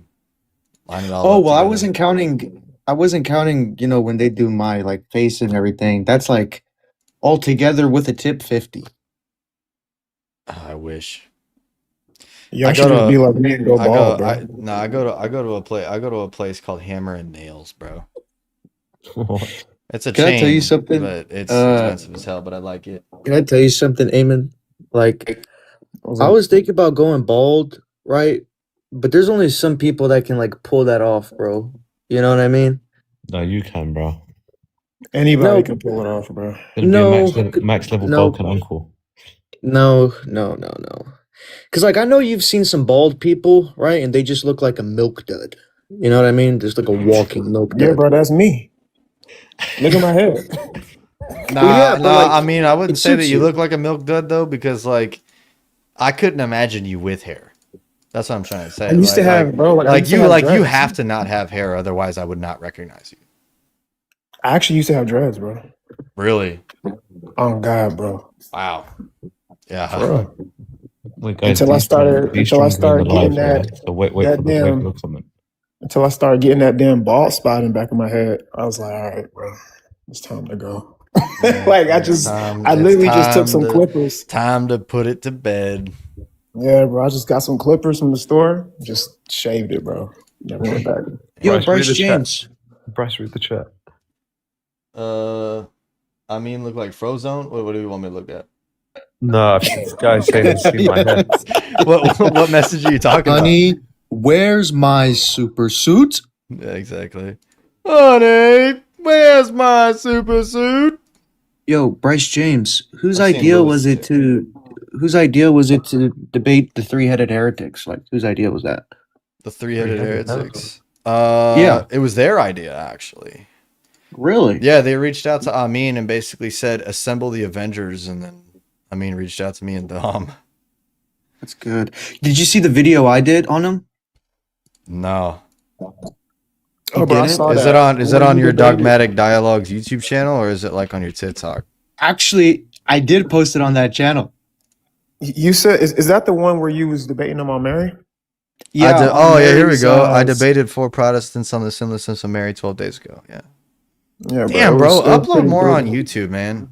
I'm trying, bro. I need to figure out how you guys do the Bro, YouTube, he TikTok. got 12 and- days ago. He said I debated 4 Protestants on the sinlessness of Mary, and then 1 year ago, intercession of the saints in the Bible, bro. Yeah, Come that's on, the man. problem. You got one freaking short, man. Like Yo, but check it out though, Bryce J. Courtney, Albie, Radar, JP. I went after all of them, bro. I was like John Wick. John Wick, huh? Yeah, Nice. That's good, bro. but obviously with less hair, and I'm blonde. Well, dirty blonde. Yeah, yeah. Are you ever gonna Yeah, grow? Are you actu- ever gonna grow your hair, or your beard out to where like you actually match your profile picture again, or no? Bro, I changed my profile picture. On Dogmatic Dialogues here, you still got that long. Oh, on my you still YouTube got that channel, thick I old still beard, have to bro. change that. What it looks like now is on TikTok. Oh, okay. Hey, did I hear that correctly when I came in that Albie and JP and I forget who the other one is that y'all are debating against, John but they Dirk. thought that John Dirk they thought they were an Avengers level threat to the I don't even know who this John Dirk dude is. Dude, Actually. okay, you know what? Hold on. I'm gonna show you John JC Dirks. Yo, I'm gonna just give y'all a heads up. JP's just gonna run intercession with Saints. That's all he's gonna do. Oh, we already know what they're running. Like we actually gave our topics beforehand. Yeah. So it'll be interesting when y'all see it. No, yeah, that's a real squabble, bro. Like you guys know the exact strategy each other is gonna be fighting with, and then it's just like may the best man win. Yeah, so he's weird, man. Like I don't truly understand like his view that much. But he's always like, dude, he is constantly freaking saying stuff on Twitter, like all the time. He's Who, got JP? what? No, John Dirks. Okay. His name is Reformation Response. That's his actual name. Wait, so is he like I missed the like my wife called me. I Yeah. missed the first thing you said. Is he reformed or Yeah, what? he's reformed. Oh, I'm okay. pretty I've been sure. reading. I'm pretty sure that Albie is as well. Yeah, because I saw he had like posted a profile picture of like the 5 solas. So I'm like, okay, like is Albie reformed now? I mean, it doesn't really matter. Did he That's used to be kind of what Catholic? not as far as I know. No, I always heard mean, there was always a rumor going around that apparently he was Roman Catholic just by the way that like he talked about Mary back then or something. I don't remember. Like this is why this No, I debate mean- is like low key just gonna be super weird, bro. Because like there's no way that they all agree on the same stuff, right? Like there's just no way. Well, I mean, that's what I was getting ready to say. Like, it's going to be weird just for the fact, and I mean, like, we're not playing our hand or anything by me saying this, but it's common knowledge. Like most Protestants, they don't agree on anything. So it's like, well, not that they don't agree on anything, but like, if one of them is Reformed, and then the other one is like fundamentalist Baptist, it's like, And the difference though is that like with people like with you, me, and Dom, like even if there was, and I don't even know if there is, but like even if there was something like we disagreed on, we damn sure know that it wouldn't be something salvific. Yeah. Right? Like for example, like if you were to hold the view that Adam and Eve didn't have belly buttons in the garden, but I did. That's a Dion reference, by the way. I saw that video the other day. Where he Yeah, that was said that to hilarious. Divine Mercy. That was hilarious, bro. no, He but said, they he said, have. I gotta go to bed. I gotta go to bed, He's bro. like, oh, he's like, I love you, bro, but I'm going to bed now. Nah, dude, they literally killed each other, bro. Like the Baptists and the Anabaptists, like they killed each other, like over just like. It's so easy I to don't know, get it's likes just- on Twitter, though, bro. Like it's insane. Like Nate, Dion. Oh, Dion left. Oh you yeah, did? Dion dropped out. Sorry, I Yeah. don't see the user list on TikTok unless I like bring it up. Freaking like he's basically just that dude that's like crazy demonic, like crazy level demonic with like apostolic church in general. Oh, is he kind of like heavy? Is he like Yeah, heavy, heavier, heavier set? heavier Okay, set, yeah, darker skin guy. Yeah, I know. Yeah, dude. He literally said the Catholic Mary is a W word. Bro, have you been seeing the stuff that they've been like posting lately? Like they're like Mary is Satan. Yeah, dude. And freaking and like it's funny because he got 14 likes on his post, right? And then I put your blasphemous tongue will be cut out by the son of the one that you dedicate your ministry defamating on the day of judgment. Yo, And I got 400 likes. good. Yeah, No, X that's- is like is just pure like rage bait, dude. Like I It is had to pure get rage off it bait. today. Yeah, Well, it is rage bad. bait. Most of the stuff that's on Twitter it's engagement bait. It's designed to make people respond to it. Yeah. Sorry. Goodness gracious. It's designed to make people respond to it so that they actually like engage further with the topics, because then that brings your account up higher, and it makes you get more followers because your post appears to more people more commonly, etc. But yeah. What's No, up, yeah, it's Liv? crazy. Oh, go my ahead. bad. No, you're good. I was just saying, it's crazy how these Protestants, bro, they claimed and cling to scripture so much, but then they say disgusting things against Mary like that, right? Against the Holy Theotokos. And it's like, bro, Genesis literally tells you that the enmity between the woman is that of the serpent. So if you have enmity towards Mary, what camp are you putting yourself in? Yeah. Like, Yeah, it's just I don't get it, bro. What's going on, Liv? Hey, what's up, man? How are you doing? Doing good, man. What's going on? So I had a question regarding the two natures with Jesus. Do you hold to him being all-knowing in both natures, or just the divine nature? I hold to him being all-knowing in the human nature insofar as the fact that there's a perfect unity between the divine nature and the human nature. 1 second. Okay, take your time. Mr. Jax for $2. Thank you very much, brother. He says, y'all see the Nepal stuff? I have not. I'll have to look into that. But yeah, no, because in orthodoxy, you actually can't affirm ignorance in his human nature. That's called agnoite, and that was condemned at Constantinople II and Constantinople III.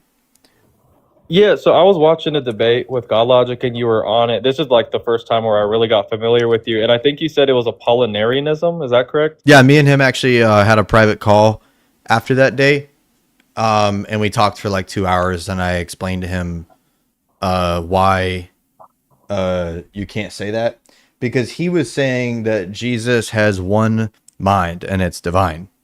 That's Apollinarian. Like on the surface, that's an Apollinarian statement, because you got to remember, mind is proper to nature. If mind is proper to nature, then if you say he only has one mind and it's divine, then you're literally stating he does not have a human nature. That's Apollinarianism. Okay, so that was my original view until you changed my mind when I was watching that. I was just at work. I just listened to his podcast to pass time.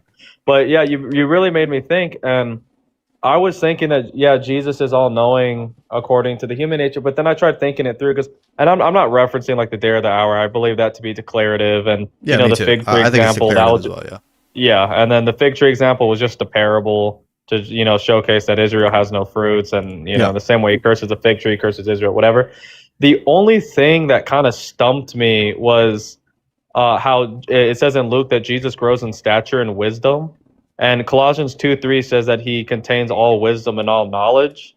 Mhm. And so when it comes to the wisdom aspect, can you say that he contains all wisdom according to his human nature, or no? Yeah, you could say that. So you have to remember that there's a difference between experiential knowledge, as in the way that we work, right? Is that we possess experiential knowledge, meaning that basically we learn things as they happen. Things go from potency to act, and then we learn, right? Jesus did not work that way. That is not the way that Jesus basically learned.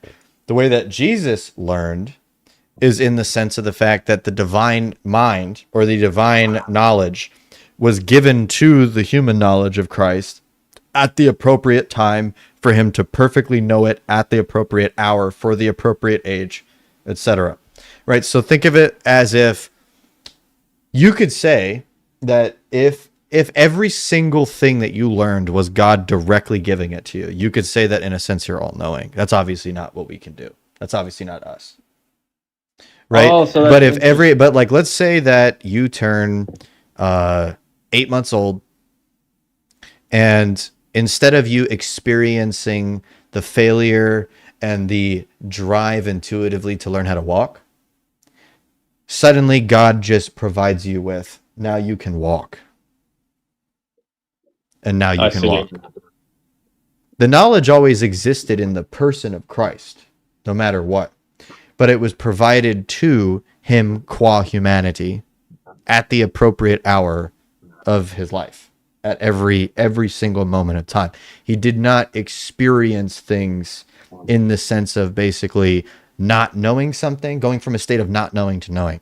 He went from a state of basically doing things in a very specific way, and then the divine mind would provide something to the human mind to then orient him to now know something else.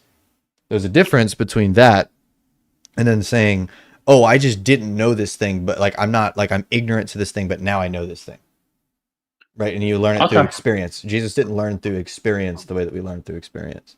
The divine mind was in perfect unity with the human mind. So every single time that there's a milestone in his human life, he perfectly was able to meet that milestone in every case. Okay, got it. Okay, so I just still man as best as I can what I got from that. So, according to his humanity, he's going to contain all wisdom and all knowledge, and his divine mind is going to communicate the information at the appropriate time to his human mind. So he doesn't lack anything. No. The knowledge just comes at the appropriate time. Yep, there is never a moment where Jesus basically says, I want to know this, and then it's not provided via the divine mind. That's interesting. So like Okay, if Jesus, so like think of it like if at any moment in time you were to say, God, please tell me about this, and then he just tells you about it every single time you request it, you're all knowing. Because at Yeah. anything that you want to know, you can know at any moment in time. So you're all knowing that. Right? That would be Interesting. Jesus, and his human nature would be considered the same way. Is And there then that any church also father you're referring to specifically when you say it? Because I want to read more on this, or like, do you have a specific quotation or anything? Or Yeah, St. Maximus the Confessor, he has a work called The Disputation with Purists. This is a debate with somebody who was who believed in one mind of sorry, Christ. what was it called? The debate again? Sorry, I'm trying to write it down. I'll write it in chat because it's a little bit weird. Disputation with Purists. Disputation. That And then goes this would hard on also addressing the agnoite, because Purist was basically accusing him of having to hold to ignorance because of the fact that he held to two minds. That was one of the accusations that Purist was giving Maximus. So he was making the argument that basically, no, we do not hold to the ignorance of Christ, even though that we affirm two minds, because the minds are in perfect unity with each other in the person of Christ. Everything that the Son knows in the human manner is always perfect, no matter what. Anytime that anything is provided from the divine mind, it is always given at the appropriate hour, no matter what. And Jesus never requested information in his humanity at an hour that was not according to when the divine mind willed it. And that's why he said that he was learning from, like, he learns from the Father, right? It was Because he would just be he did. right. Yeah, exactly. Yeah. Okay, so when it says like he was growing in wisdom, it was just at that appropriate time he learned and gained something at that moment, but it's not like he didn't know it. Yeah, he did know it. That's the thing, is that like when he talks about the hour, he knew the hour. But here's the thing, though, is that also wasn't the time, right, for Jesus to basically declare said information. Therefore, that information was irrelevant to the human Yeah, mind and of Christ. Acts he basically tells them it's none of their business when they inquire And again. literally, he's just like, none of your business. Like, It's not for you to know. Yeah. Well, that's the best answer I've gotten. So I'm accept it. I'm gonna look into it. I appreciate it. Thank you so much. Cool, man. God bless. Appreciate it. Awesome. God bless you. I don't know how to draw. Oh, here we go. God bless, man. No, yeah, the interesting thing was actually it was really, glory to God with that coming up as a topic. So there was somebody in the chat, which is why I wanted to kind of fixate on that. They said in the chat, they said, so Jesus is lying, saying that he learns from his Father. Got it, your religion is jacked. And that's why I was like kind of clarifying that no, if he's receiving the knowledge from the divine mind when he says, well, no, I learned from the Father, right? This is He's not lying. it would be when he says- economia, right? Yeah, wouldn't that be economia, right? Well, that he's kind of obviously, yeah. receiving of I mean, the- he's not Yeah, learning yeah, knowledge from his Father from eternity. I mean, technically speaking, hilariously enough, if you want to say that he eternally learns from his Father, then that's also a thing. If you want to be like that, I mean, it's right, because like at the end of the day, knowledge of anything divine is being transferred eternally from the Father via the begetting of the Son. So even in the eternity, that's not even lying. Mm-hmm. What's up, Sean? What's up, y'all? So I got a question on Christology. Yeah. I've probably been studying for a while now, and I wanted to learn how to like articulate the natures of Christ, right? Because we would confess that he has two natures, and I kind of ran into the problem of saying like two particulars, but I don't think we've ever used that type of language. So No, you definitely two particulars, as in like his natures. yes, that'd be two persons, right? It's a little strange, man. Like when you talk about it as like a particular, you talk about it as a universal. Like he took on a particular human nature, and he's still a individual substance of a rational nature as person.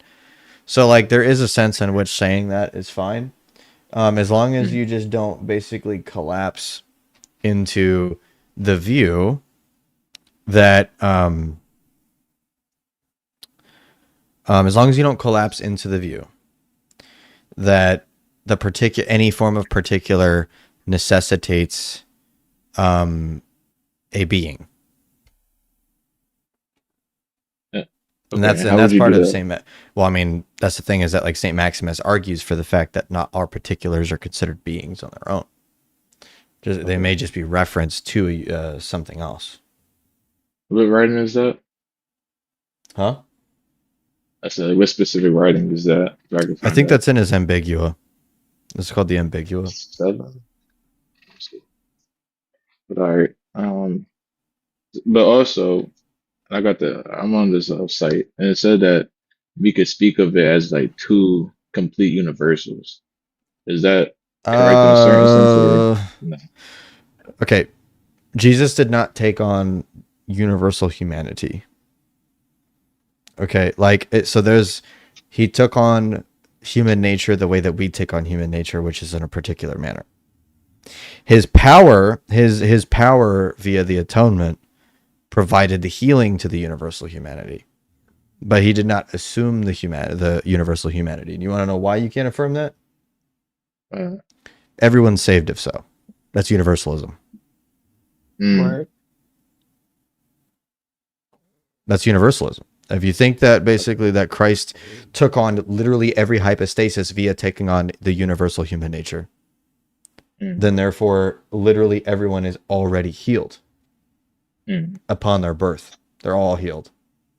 Everything's already good. They're all. So we would say what? So we would say he assumed a particular nature. Yeah, he assumed a human nature the way that we do. He assumed it in a particular manner. Right. And would it be better to classify it as the nature was particularized because of him? His what? Like saying it's particularized. Because I was watching one of your videos, and one of the gentlemen you had on there, he was debating Agan, and it was a guy before Agan came up. I think he was Coptic, but he was saying that that the particular nature was particularized because of the word being the subsistence of it. Yeah.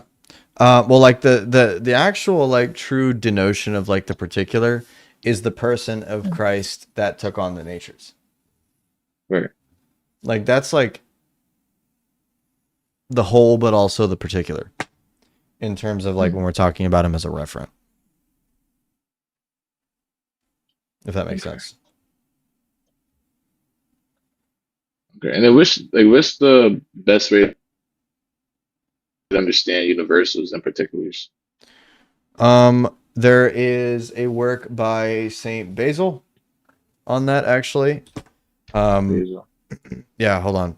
I think it's letter 87. Let me pull it up. Make sure. No, is it 37 or 36? Letter 38, I think is what. Yeah.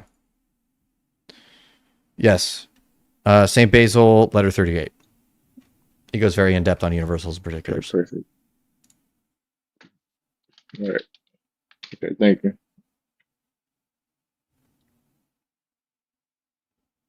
I need to use the bathroom real quick. I'll be right back. All right. Well, I don't know what the heck I'm supposed to do here with y'all, man. What's up, chat?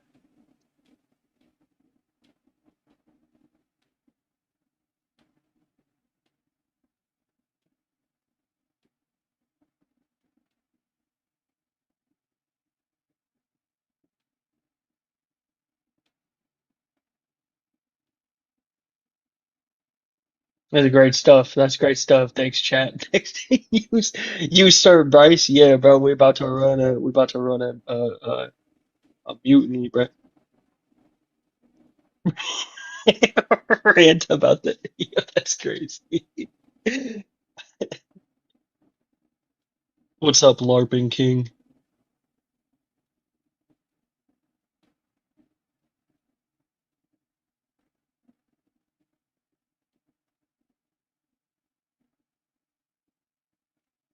No, yeah, Schoolboy's still around, man. Arrow, bro, you gotta stick with a profile picture, man. This is too much, man.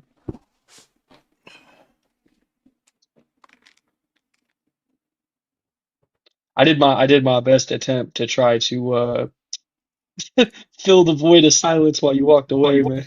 Don't worry, Thank you. guys. I am here. Me. The goat.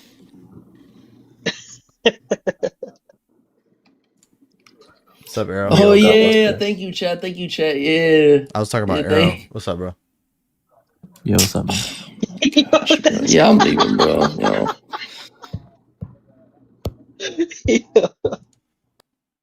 Yo, bro, why are you just so freaking nonchalant with reading the filioque, bro? What are you talking about? Oh, wait, Dude, did you watch the video? Yeah. So yeah, I'm not. It So was what's bad, the bro. opposition between filiation and passive spiration? So then, therefore, they're one. Okay, so then the Son and the Spirit are the same person. Then. Yeah, they did not like the same critique they try to throw on us actually getting thrown back on them in a way they Yo, couldn't. I'm not gonna lie, he refute. blundered in the first 5 minutes. He was like, "Well, we say two sons in a sense." I was like, what? What are you talking about? Yeah, dude, that when I first heard that, like, you know what was funny is that, like, I was like cleaning the counters and shit in my kitchen while I was listening to that, and I heard, well, I mean, we say two sons in a sense, and then I instantly like stopped cleaning and I looked over at my phone and I was like, what the hell? Yeah, like he lost me in the first 5 seconds. I was like, "What are you talking about?" My wife just snitched on you guys, by the way. She said you were gonna usurp me, Mikey. No, wait. No. Somebody in the chat, Shaw was like, usurp Bryce, Mikey. I said, yeah, apparently we're going to be trying to enact a mutiny. Yeah, that's not good. Yeah, that was great. I mean, I don't even know. That was an interesting conversation. It really was. I know, I saw your wife in the chat. I was like, that's definitely getting back to buddy. I was Yeah. like, oh, man, that's definitely getting back. Terminuses Dude, his voice is so just free. It's gonna be like affiliation, being the son. Okay, affiliation. So, and you affirm the Florentine axiom, right? Which is what? Which is just saying That on its own kind of like made me let. Whoa, what is that? whatever is in God, where there is no opposition, is one. Yeah. Okay. So, would you say that there's an opposition between filiation and passive spiration? Between filiation and passive spiration? Yeah. See, that shit was making me like,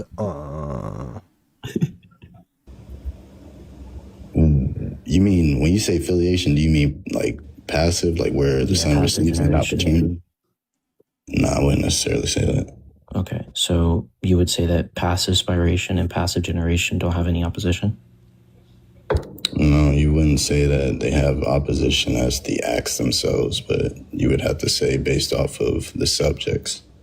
see, and like obviously the reductio to the Whatever argument that is okay. means. So then the active spiration and the active begetting is the same act, according to your own Yeah, axioms, exactly. right? Like Yeah. that's the entire point of it. So then, therefore, they are the same person. Something. So what formally constitutes the Son and what formally constitutes the Spirit? There's no opposition between? So what formally constitutes? Only reason why I'm not showing it, Anthony, is because it's literally just a picture of Arrow's profile picture and Jordan's profile picture. It's literally there's no video. Yeah, the spirit is going to be and that's because it wasn't spiration. on passive spiration, right? Yeah. Yes. And what formally constitutes the Son is passive generation, right? Yeah, filiation. Okay. So, and you said there's no opposition between passive generation and passive spiration. No, because they're just going to be the acts. You wouldn't say that there's going to be a relation of opposition between the acts. They would be the persons who have the acts. But you said where there's no opposition in God, it's one. So you're saying that there's two sons.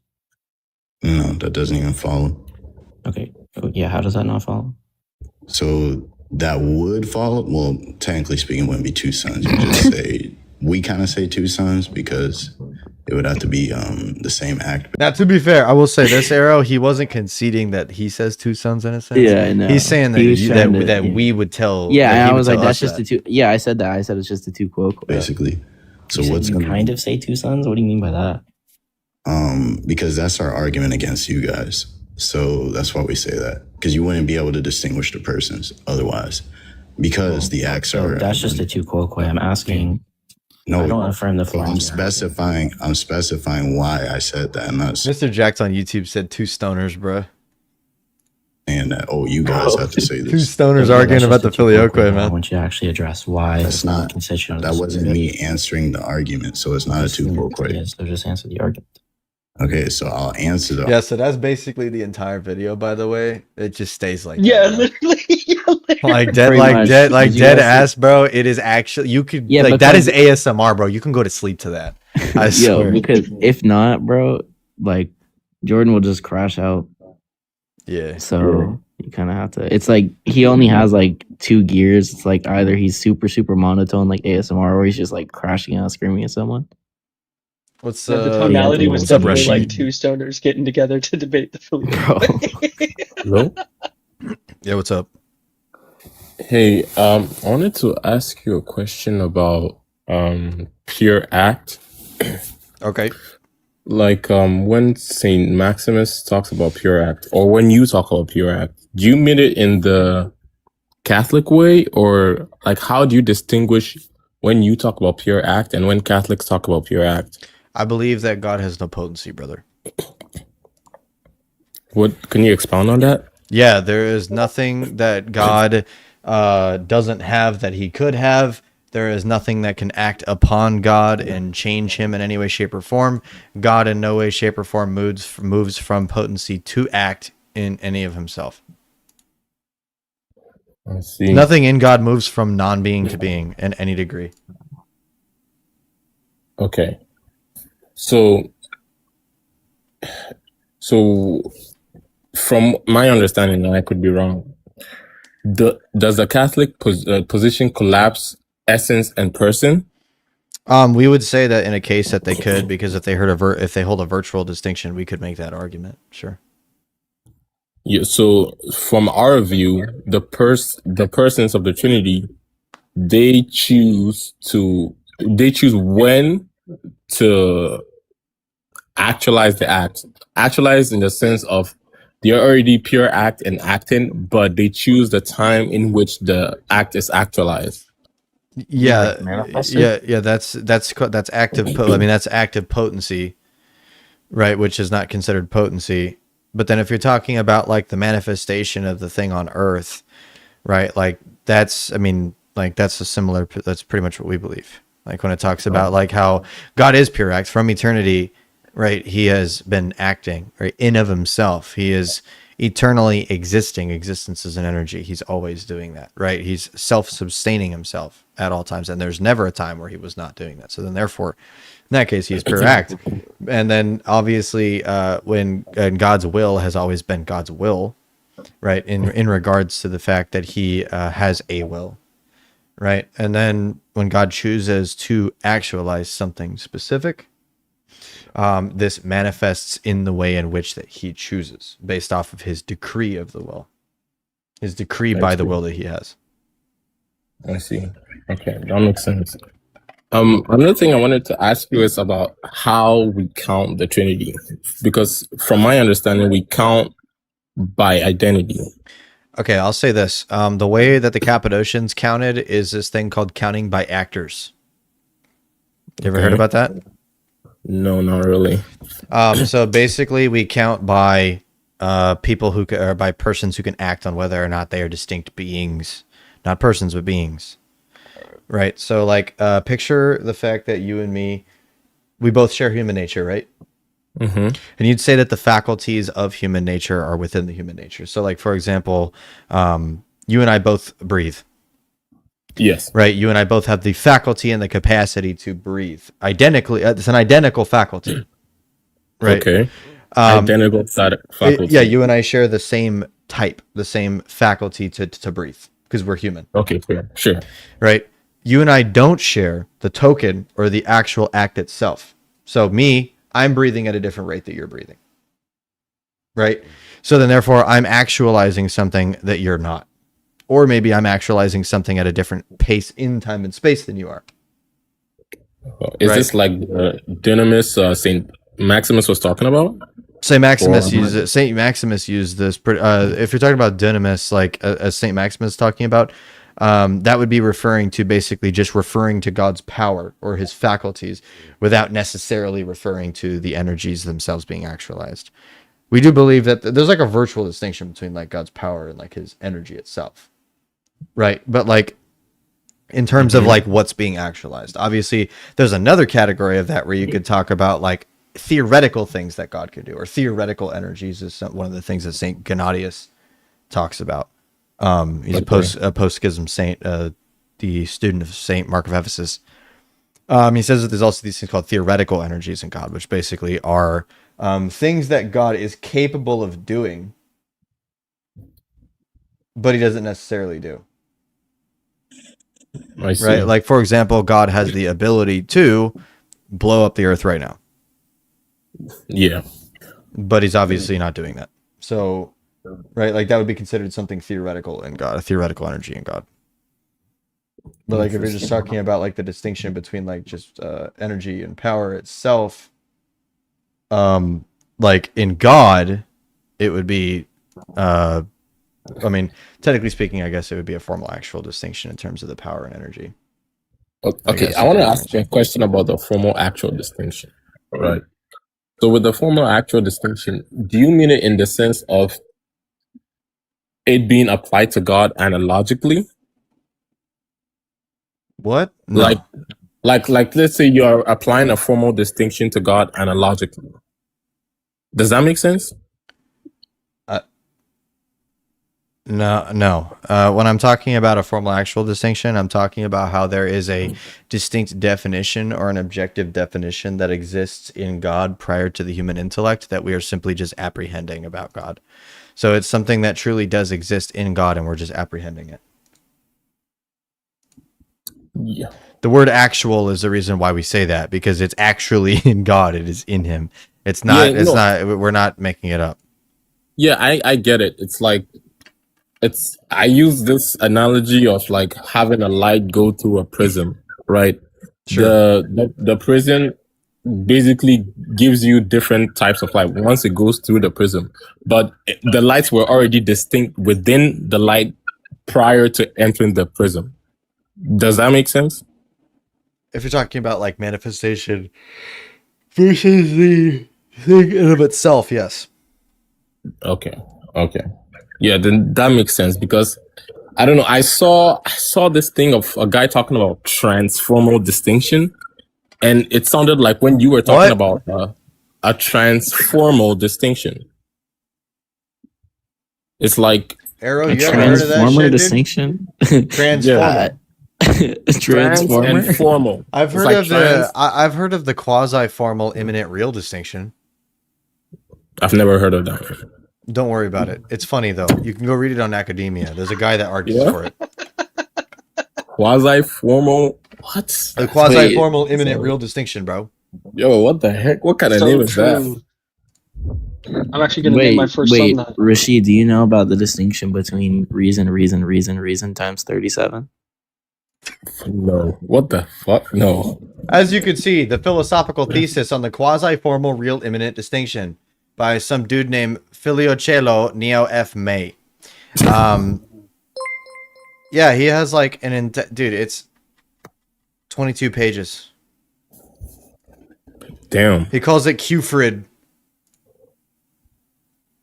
Yeah, Qfrid's going to be the name of my firstborn. Qfrid, you're going to freaking name him the acronym for quasi-formal imminent real distinction, dude? Yeah, dude, absolutely. And then when I'm proud of him, I said the full name, and then when I'm mad at him, it's Qfrid. Yo, true. FYI, Bryce is drinking milk. I am not. I'm drinking water. One last question before I go. It's water. See, ice. Yo, if you had milk in that big cup, that'd just be too. Having me a nice cold glass of milk. One more Ice cold question milk. before I Sorry. go. I've heard you talk about like disparate repugnance and Augustine. Which book would you recommend I read in order to understand when you talk about disparate repugnance? Because like when I From what I understand, disparate repugnance is basically identifying two things that are not the same and that they are like opposed. Yeah, De Trinitat, book 12, from Augustine. Book 12? Yeah, book 12. It's in chapter 5. Chapter 5? Yes. Okay. Because I don't like I've tried reading Augustine, and every time I read Augustine, I just see filioque. But I Brother. understand that it's not the filioque that was being posited at Florence. Let me read this. Let me Okay, read this, sure. and you let me know if he's arguing for the filioque here. This is an analogy that he uses for the persons of the Trinity. He says, accordingly, they do not seem to me to advance a probable opinion who lay it down what a trinity of the image of the God in three persons. So far as regards human nature, so can be discovered as to be completed in the marriage of male and female in their offspring, in that the man himself, as it were, indicates the person of the Father, but that which has so proceeded from him has to be born, that of the Son, and so the third person as of the Spirit. If it is, they say, the woman who has proceeded from the man, as not herself to be either son nor daughter, although it was with her conception that offspring was born. For the Lord has said of the Holy Spirit that he proceeds from the Father, and yet he is not a son. In this erroneous opinion, then, the only point probably alleged, and indeed sufficiently shown through the faith of the Holy Scripture, is this. In the account of the original creation of the woman, this is referring to Eve, that what so comes into existence from some person as to make another person cannot in every case be called a son. Since the person of the woman came into existence from the person of the man, and yet she is not called his daughter. Basically, this analogy is saying Adam is the father, right? Seth is begotten of Adam, right? But Eve proceeds from Adam. Oh. Now, put this analogy and let's go ahead and apply the filioque to this. Did Adam and Seth make Eve? No. That would be incoherent. There you go. Interesting. He's literally arguing for disparate repugnance in that statement because he's stating that obviously that that basically a spirated product does not entail a begotten product. Spiration, the occurrence of procession, does not entail something to be begotten in order for procession to occur. It's as simple as that. That's repugnance. That's disparate repugnance. Interesting. Because I was reading I think it was Frassen. Because I was trying Claude to Frassen. understand I was trying to understand disparate repugnance, and I was like, you know the formal constituents of the persons? Yes. All right, like do you understand like the general understanding that Claude was getting at with that? Not really. Let me put it like this. Is it possible that the Holy Spirit could possess filiation? No. Then he can't be the Son. You win. Interesting. That's it. What? Never really thought about it in that way. Wow. That's all it is, dude. Like, they're it's distinct quite whether or not there's a relative opposition. They're still really distinct either way. I see. There's a son and there's a not son. Yeah. Because I've been baptized for like a year now, right? And I started trying to understand like the Catholic theology in order for me, because if I'm going to like posit orthodoxy to someone who's not Orthodox or someone who is Catholic, I kind of need to understand their position. Yeah. And reading it, I've realized that there's more nuance than I initially thought. Yeah. And for it's me, a very that deep was, theological debate, brother. yeah, it's been going on for like more than a millennia. So yeah. So I was like, whoa, okay. That gave me, I had to pause a bit because I was like, in my mind, when I became Orthodox, I was like, yeah, it's pretty clear. I mean, it is still kind of clear, but you started to get in the weeds and you started to basically think about how there are obviously some church fathers that seem to have more of the Western argumentation of language than the East does in some cases, right? And Yes. so like that type of getting in the weeds would cause you obviously to then think about that and go, well, what if they're right? How do the East respond to these specific things? And some people do it in a damaging manner. Some people will just hand wave Western fathers. I'm not a big fan of that. I think that I like to think that they also didn't affirm the Filioque, and I think that there's obvious things for that. Is De Trinitate, Book 12, Chapter 5, Augustine. I see. All right, that's mostly what I had, but thank you for answering my questions. Sure, bro. Glad I could help. All right. Bless. Good luck. God bless.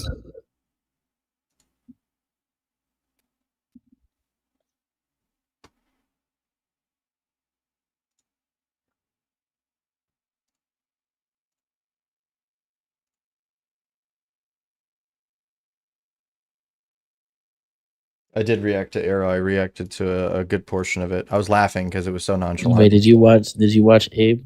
The Abe part? I did not actually. Hold on. Oh, you got to get to that part. It's great. All right. That's the funniest part. Abrahamos. Yeah, bro. Abrahamos is hilarious. I'm surprised bro didn't get clip formed and posted on Twitter. Do you need to know what constitutes that distinction? I mean, not necessarily. Amazing. So you just conceded. That's not a concession, bro. No, it's not a concession. It's the fact that we can deduce. Hold up. Wait, Right? I'm confused. Now, This is Aaron, Abraham. if you're fine with answering from him Oh, as no, well that's as your the host there. business. Okay, where's But they've Abe? been going back and forth. No, he's like one-on-one. cocksucking. I'd like it to keep it that way. He's like, what? I say he talks in like a second. Unless, Era, you're good with it, that's your business. I mean, Arrow can let's bring keep up somebody else if he wants as well, like on it. That's cool. However, explain all of this stuff. And the only reason that y'all ever even bring up this stuff is because y'all don't even want to go to the courts or any of this stuff. Like, Okay, we have so- the explanations for this. So I wanted to ask whether or not passive generation is distinguished from. You don't want me to show the parts where they say "and the sun," bro. Passive spiration. And now we got to whether or not I'm able to discern the Son from the Spirit. You wanted to ask that. I can help. I can help answer that. Yeah, I mean, sure, you can give it a shot if you want. So, yes, it's going to be the case that they're distinguished because even though they're not what's called formally relatively opposed, Is that Abe? Yeah, that's Abe. Yeah. they are radically relatively opposed in virtue of the fact that filiation is the root of active spiration. So active spiration is contained within filiation. So that's and just therefore, affiliation. no, it's not. It's not radical Can we filiation. keep it? Can people 1v1? Like Okay, now, so- it's like 2v2. No, that's why I told him he can answer. What do you mean? It's fine. Yeah, so what do you take radical affiliation to be? You explained it earlier that the Son is constituted by both relations. And we're not saying that. We're saying that That's Abe? Yeah, that's Abe. That doesn't sound like Abe. No, yeah, it's him. the one relation is contained within the other. No, not the King Son Abe, is it's constant. Abrahamos. Oh, Abrahamos. Yeah, I yeah. thought you were talking about King Abe. I was like, that doesn't sound No, like King no, Abe. I was wouldn't like, post I was me like, clicking King Abe, I was bro. about I to would say, I not was like, post first that. off, King Abe don't be talking about no radical affiliation. Yeah, I would not. I wouldn't even. I've heard about the radical so that affiliation. one relation is contained within the other. So insofar as that relation is the Son wholly active, insofar as active spiration. Repeat that. Yeah, insofar as the relation the Son has to the Spirit, is he wholly active? What do you mean is he wholly active? Yeah, Is he in pure relation to the Spirit. So he has active spiration, right? Yes. Okay, amazing. So in relation to the Spirit, he's wholly active, right? If by that you just mean he has active spiration towards the Spirit, then sure. Okay, amazing. And in relation, so to what formally constitutes him, which is true of him, he's wholly passive, right? Passive generation. Spirit? Or are you talking about the Son? Passive generation. Passive generation. Filiation is what constitutes the Son. Yes. Okay, sure. So passive generation, you said. I'm not even gonna lie, Arrow. I'm glad that you ran this argument finally because, like, I have never ran this argument because I've never seen somebody actually do it, and I didn't want to look like an idiot. Yeah, they don't. It was I've bad. never I'm not actually gonna lie. seen somebody like actually attempt to do this before. I only ever saw it in the paper and a couple works of like post-schism fathers, but Yeah, like like St. Neelis, right? huh? Like St. Neelis, Cavasilos. Yeah. Like it's just I never seen somebody like physically run this before, so like I was kind of like It only I was really kind of works like against yeah. is true of the Son, and insofar as that he's wholly passive, right? What do you mean by wholly passive? Like he's constituted by passive generation. Yeah, so his person is passive, right? Because he's begotten of the Father. Whereas distinguishing from the Father's formal constituent as paternity, saying that the Father is wholly active. Because what constitutes the Father is going to be the fact that he produces the Son, right? Is that something we both agree on, that Well, paternity is what constitutes the Father? I think the Father's hypostasis is wholly active insofar as the Father is formally constituted by fecundity. But that's still talking about productive Yes, power. I believe that paternity constitutes the Father. But I don't know what you mean by wholly active. Like, Yeah, so insofar as that relation, the person Hero is said I active. made up the term wholly active, by the way. He has not read the Beckonites, bro. Right? well, active is going to be like, what are we using? What are we meaning by active? That he's Like it's pretty commonly known that filiation is also can also be denoted as passive generation.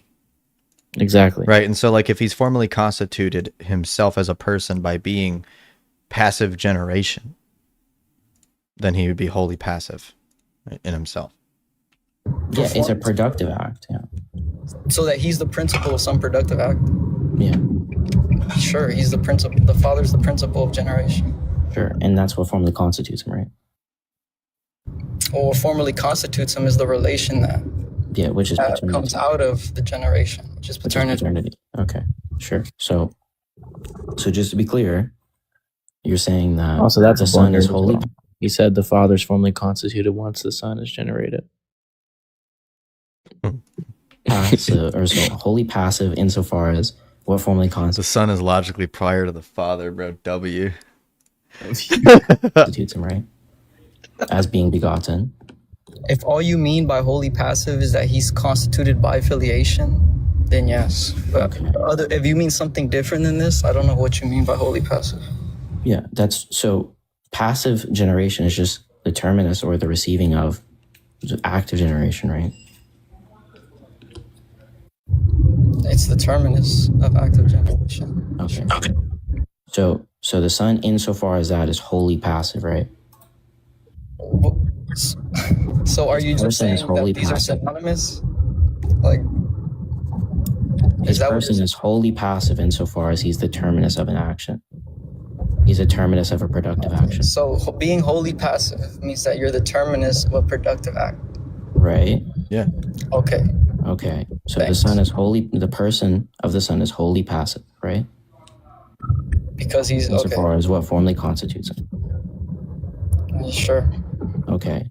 So saying that, and you believe the Son is wholly active insofar as he has active spiration, right?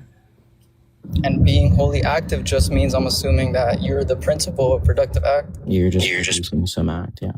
Okay, cool. Okay, so you believe the Son's wholly passive and wholly active? Yeah, I believe Both he's of those the things are terminus. true of the Son. I believe he's, as you define them, he is the terminus of a productive act, and he's also the principle of a productive act. What's the issue?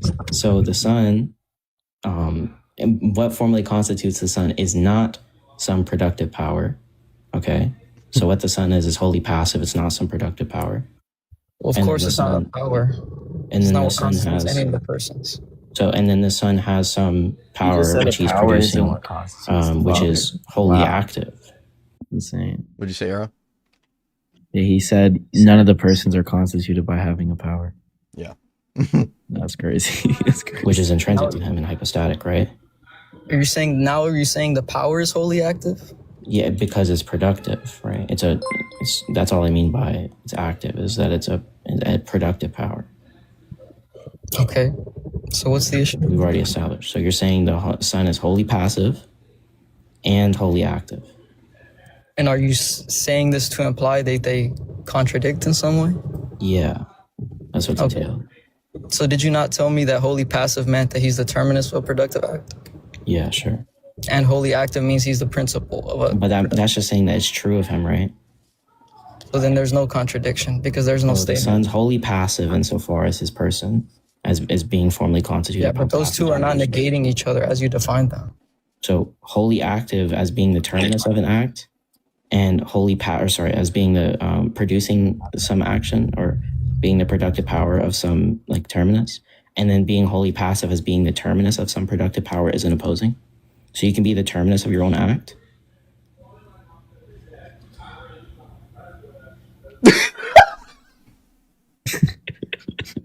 Holy deafening silence, And bro. it's funny because they don't understand that radical filiation entails that you're constituted by both relations. And the reason why is because if they're saying it's virtually contained in the one, then it makes the son perfect. And if the son lacked that, then he would no longer be perfect son. So the issue is if he's still denying that radical filiation entails that the son is constituted by both relations, then this is why I said he's the terminus of his own act, because it's still the case that what formally constitutes the son is not distinguished from what formally constitutes the spirit. And he didn't get that. Sorry, I'm getting calls. No, you can't be the terminus of you can't be the principle of the act which you are the terminus for. That's not what we're saying with respect to the Right. son. So you said they're not opposing though. I'm saying being the principle of one productive act and bringing the term. The acts wouldn't be relatively opposed to each other because freaking active. Well, so like when you think about it, like passive generation and what is it? Passive generation and active spiration wouldn't be relatively opposed either. Yeah, active spiration and passive generation are relatively opposed. They're virtually distinct. Yeah. But I actually get into that at some point. Here's what's crazy about this, right? So what they mean by active spiration is contained in passive generation is just that the son, by him having the whole essence, is fecund.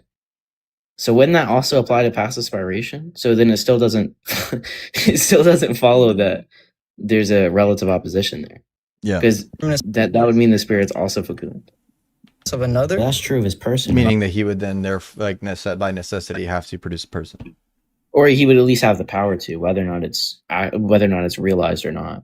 Well, yeah, but then like you either admit that he produces another person or you admit that there's potency in God.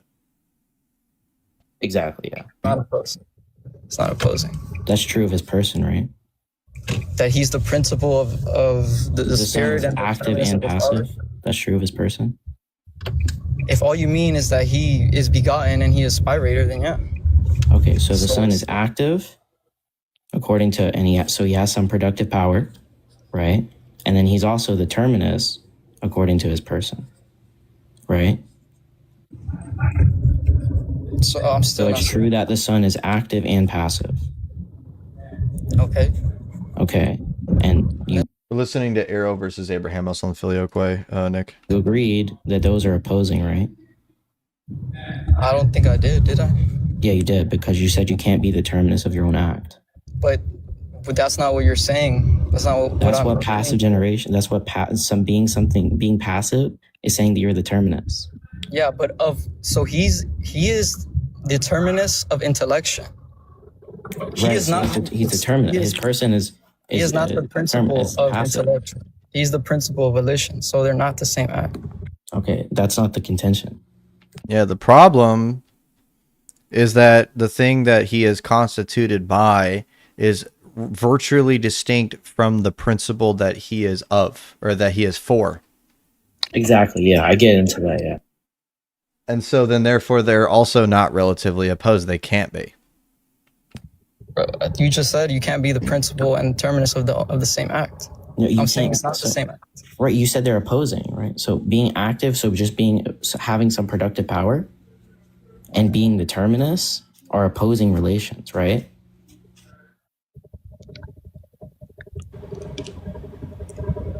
Having a power and being the terminus are opposing relations? No, you said no. Oh. So that's not what I said. So I asked you if you agreed that productive power, right, which is being the active production of some terminus is in opposition to the terminus of the act. So the passive generation in this case. Sure. And that's true of the Son, right? Abraham must gotta freaking shave the mustache and hit the books, bro. Yes. Passive generation is true, and active, being active is true of the Son, right? Yeah, but not in the same sense. So Okay, what's so what distinguishes the respects? the fact that one is he is the terminus of intellection, and he's the principle of the volition. Okay, so is the Son identical to active spiration? Yes. Is the Son identical to passive generation? Yep. And those two terms are opposing? Nope. So you said being active, so having some productive power, and being passive, which is being some terminus, is not opposing? Nope. He's just like conceding it is just crazy. Like, nope. Fine by me. Okay, so you can be the terminus for your own act. It's not what I said. I think I've clearly established a few times already that they're two different acts. Okay, so he just said they're not opposed. What do you mean that they're by the way, he just said distinct? they're two different acts. He said they're Yeah, different two acts. different acts, but then he No, says they're virtually they're two distinct different and they're acts. not opposed. But Oh, they're show me not. one But Bible they're that two says acts. that passive generation or that filiation and inspiration are two different acts. Yeah. Oh, no, so That's you crazy. just said that being active and being passive. You just agreed that they're not distinguished. Or sorry, You they're have to be the opposed. principle and the terminus in the same respect. Simply being a principle and being a terminus is not contradictory. Okay. But you're not making a contradiction in the Son argument. Like, I think he thinks that you're trying to make an argument of like the logical problem of the filioque or something. Like where you're basically trying to make the argument that there's contradictory things in the Son. That's not even what you're doing. Like you're just saying that. I mean, I do. Yeah, I do actually get to that. I mean, I know, but like at this point though, you're just trying to say like, yeah, but these are not two acts. They're not two acts because you're literally admitting they're virtually distinct. So is the Son identical to being active? He's identical to being the active principle. So he's identical to being of the active, right? spiration. So his person is active. His person is an active principle of the So his spirit. person is active. But you're So just, he's bro, identical to being active, right? you can't just stop it at active because I'm qualifying. So you, his you person know. is active, right? Yes, with Okay, respect and his to the person's Spirit, passive, right? with respect to the Father, So his person's active and his person's passive, right? in By different identity. respects. So it's not a contradiction. What distinguishes the different respects? One is in relation to the Father, the other is in relation to the Spirit. That's not addressing the point of his person. All right. So I tell you what distinguishes that, and that's not addressing it. No, it's not addressing what's distinguished from his person. All right, bro. Well, I think I've sufficiently answered the question.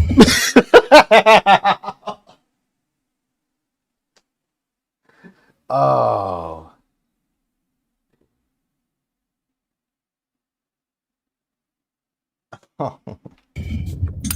I mean, you did it.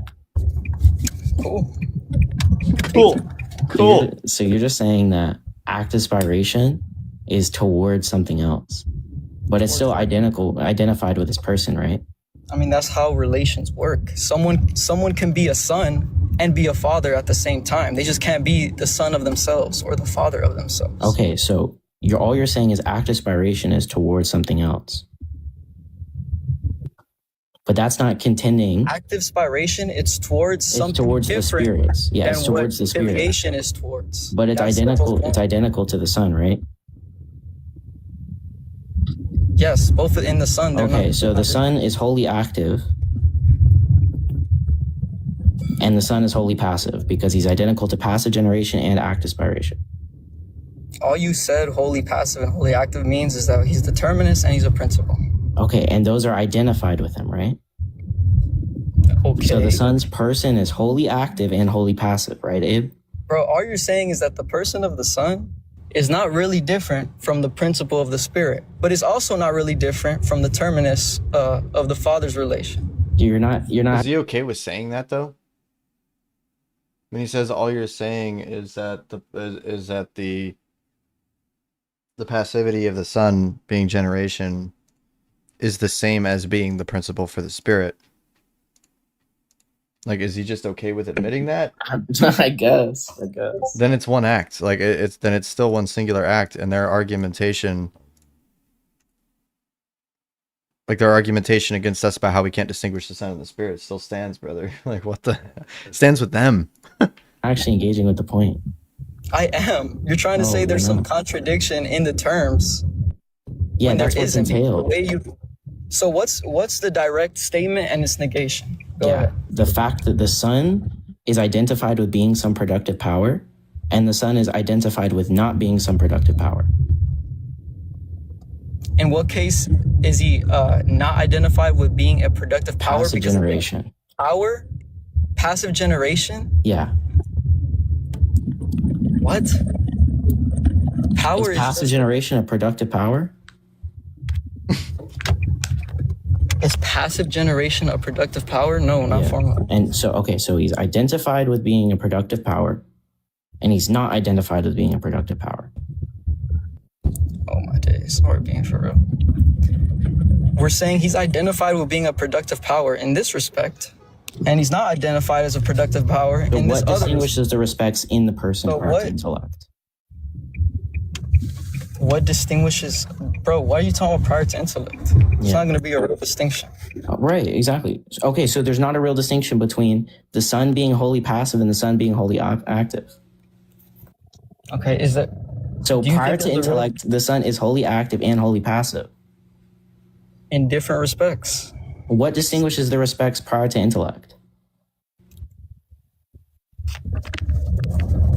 There is no real distinction prior to. Okay, so nothing distinguishes the respects prior to intellect. So the Son is wholly passive and wholly active. Okay, so let me give you an example. Is the Son really distinguished from the divine essence prior to intellect? If by all you mean by really distinguish is prior to intellect, then yeah. So prior to the intellect, the Son and the divine essence are two different things. I don't believe they're two different things. I don't think that's what real distinction is. Bro. No, real distinction just means there's some discernibility prior to intellection. I don't think that means there's two res. Oh my days. Is the Son's human nature distinguished? What was the issue with what you just said, or is he like is it just like a I don't know what he said, so I'm gonna act like he's being dumb? Like, I don't understand. From his divine nature prior to intellect. Like all you said was I'm not saying that it's a real distinction insofar as it being two res or two beings. And then you said, "Oh my days!" Like you said something crazy stupid. I don't understand. Yes. Is there two res in Christ? Two things? Yeah, two res. Two beings or two things? Yeah, two res. So two things. Two realities, yeah. Well, it seems so. If you mean by there's two realities in Christ, yo, you're an historian. Fuck! Oh! Oh! The story. Hey man, he's just following Aquinas, bruh. It's all good. So two things. Two realities, yeah. Well, it seems so. If you mean by there's two realities in Christ, yo, you're an historian. All right. See, now we're conflating. Now we're saying what? Conflating what? I said the two res are Because I understand like the argument that you're making here. You're literally saying that not every real distinction obviously entails two res. That's the proof in that, is that like you could say that the natures are really distinguished from each other without denoting that there's two res in Christ. You say that there's two res in Christ, right? Then you're basically saying that there's two individual realities. Holy moly. the two natures. It's just simply showing that there's not only one way to have a distinction. It's real. An historian? Yes, to say that Christ is two realities is Nestorianism. If I'm saying that the two realities in this case are the two natures. Wait, what do you think a reality is? thing?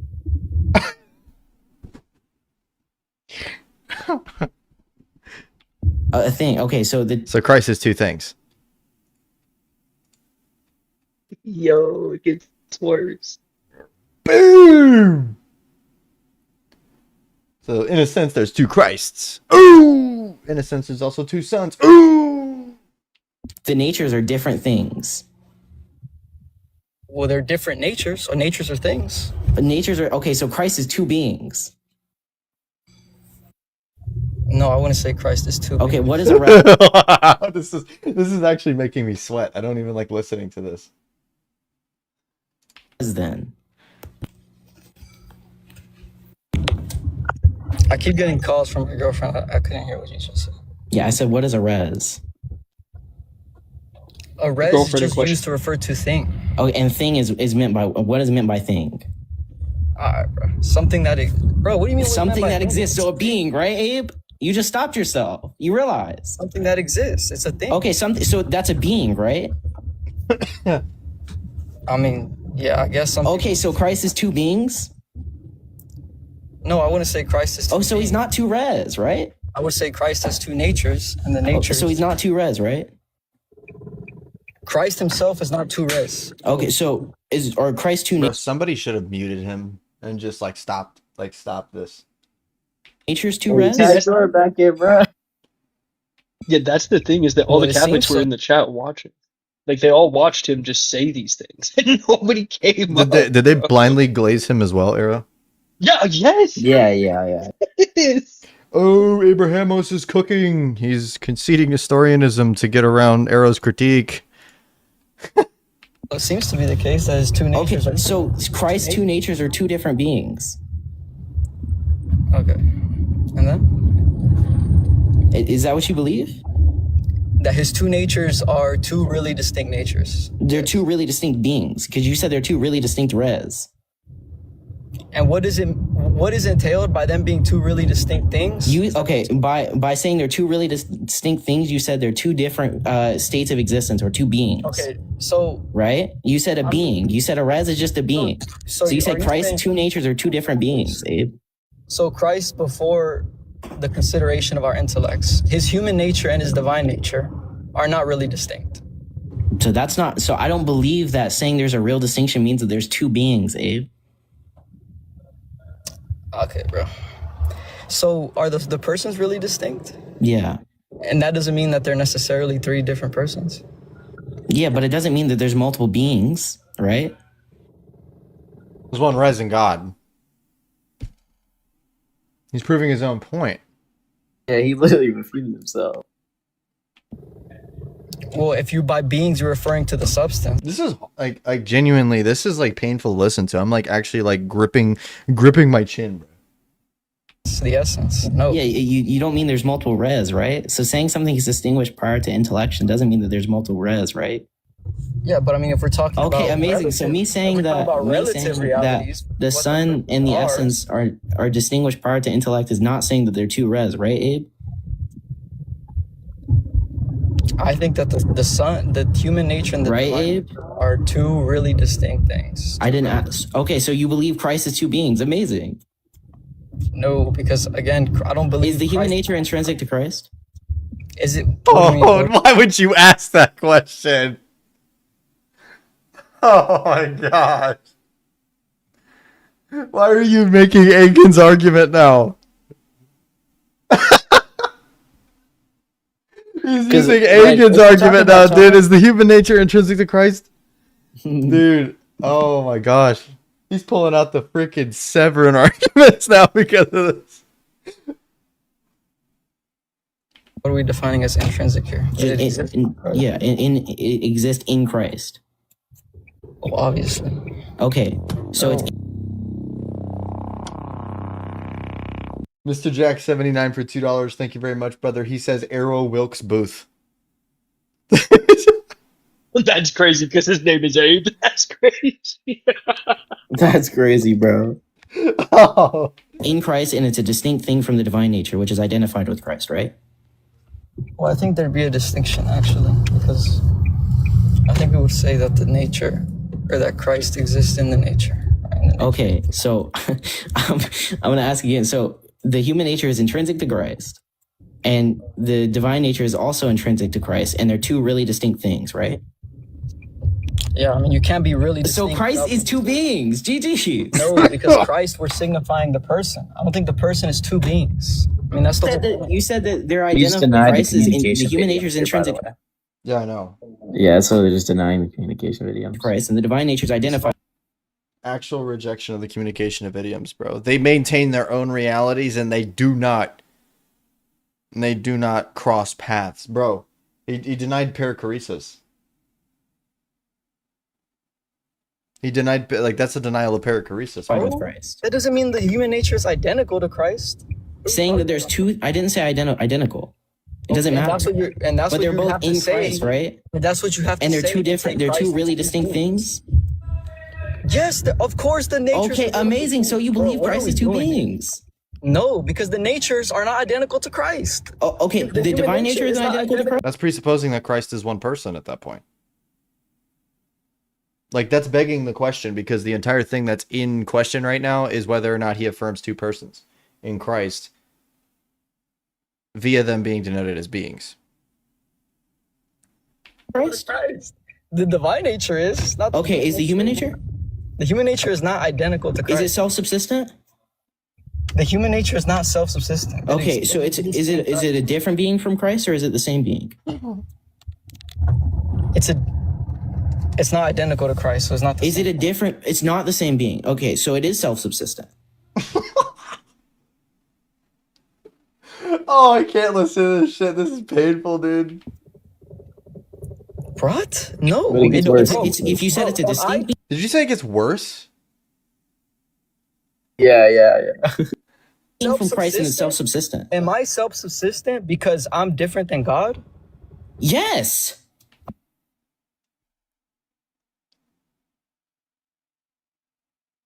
Yo, ref. All right, bro. Yes, you're self-subsistent. What? So I don't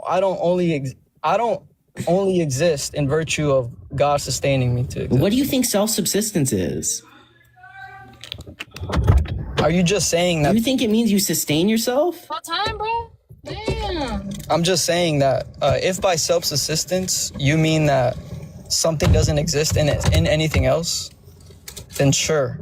Oh, yeah, it just means you stand alone. Like you stand independent of some other. But the human thing. nature is not that. Okay, so right. Okay, so Christ isn't a different being, right? It's not. He's not self-subsistent. So the human nature is not a different being from Christ. Something has to be its own substance. So the human nature is not even a substance according to you. I didn't say that. What's But I asked you if it's a distinct being. Can we go now? Yes. His girlfriend is saving him, bro.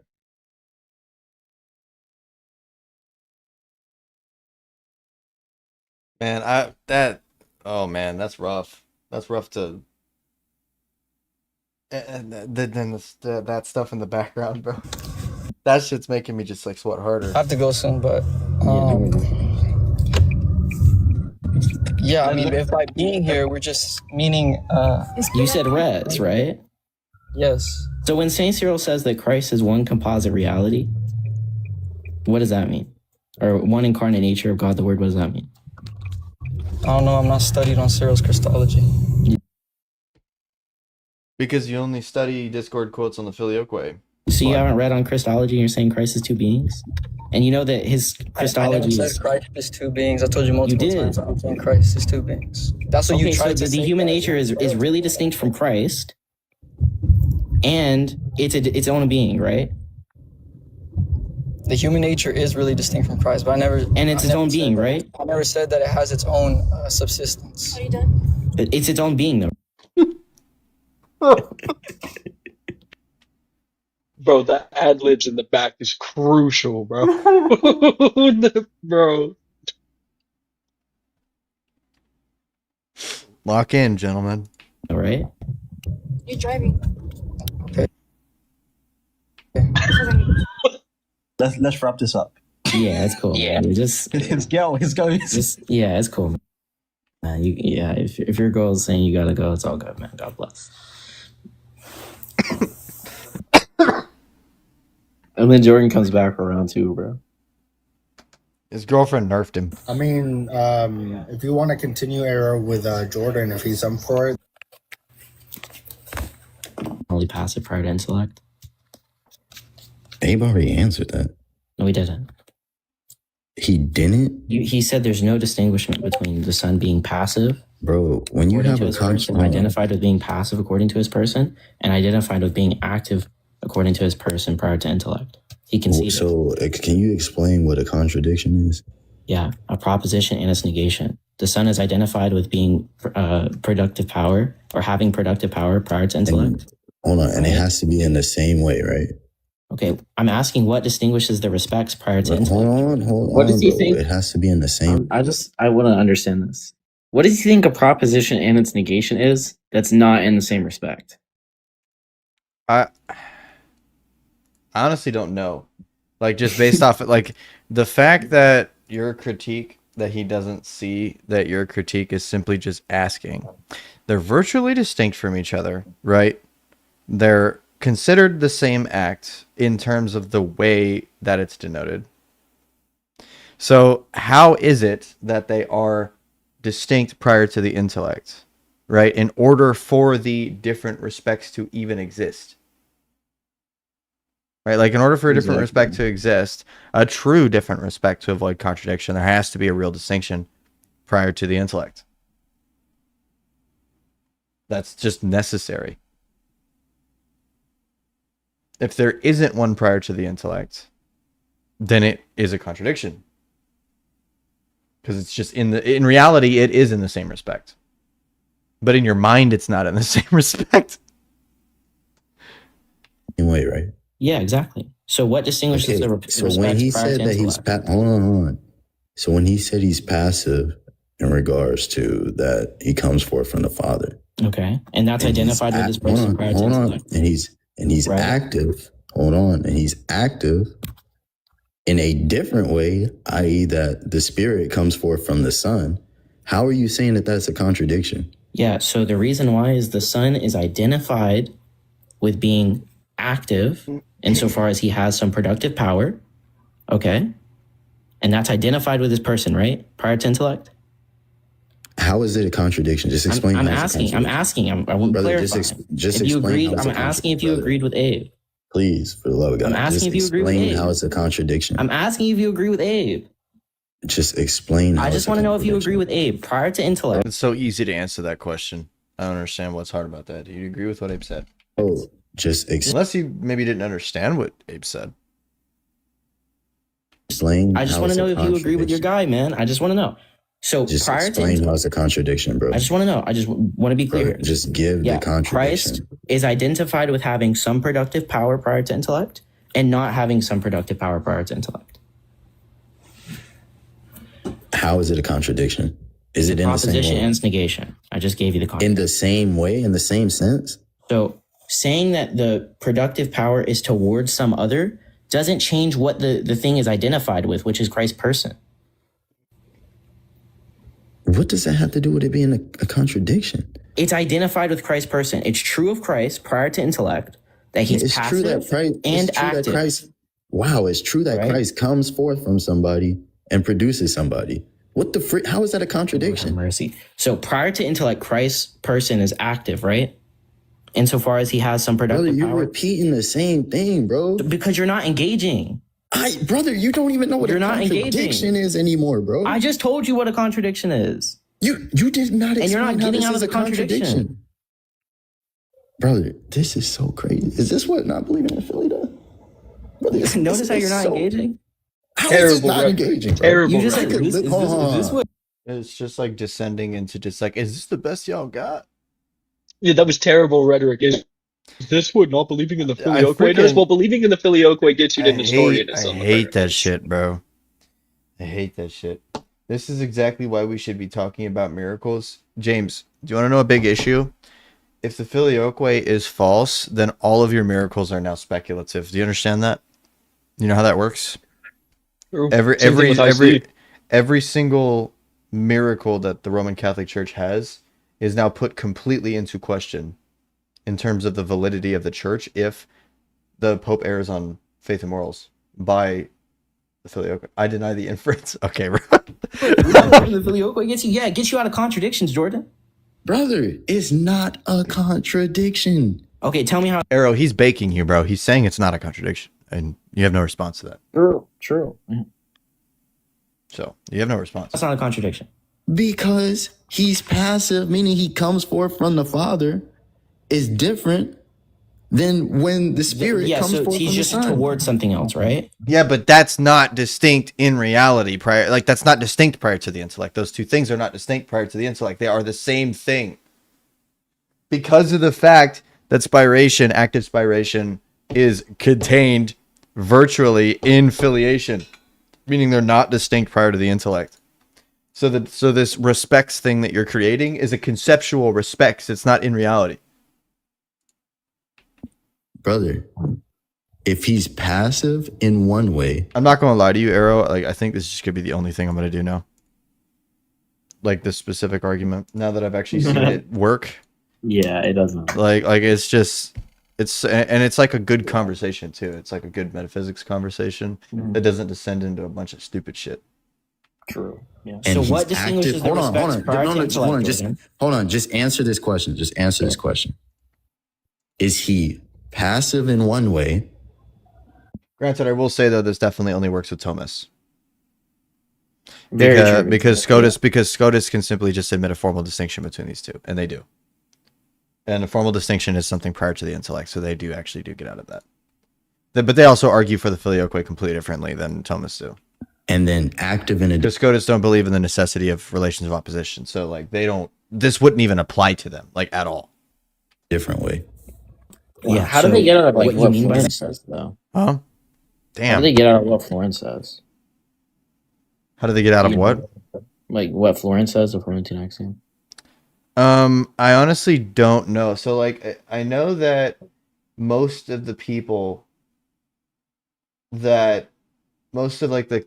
Scotus that come after Florence, most of them say that they obviously concede to Florence, but some of them like argue that the theology denoted at Florence is not what's dogmatic. Like the way that they talk about how they come to the conclusion of the filioque. And they argue because of the fact that Leon's 2 didn't require that necessity. Okay, interesting. Because they argued for the filioque in a different way at Leon's 2. So they basically say that Florence is simply just arguing for a way in which that the filioque is true.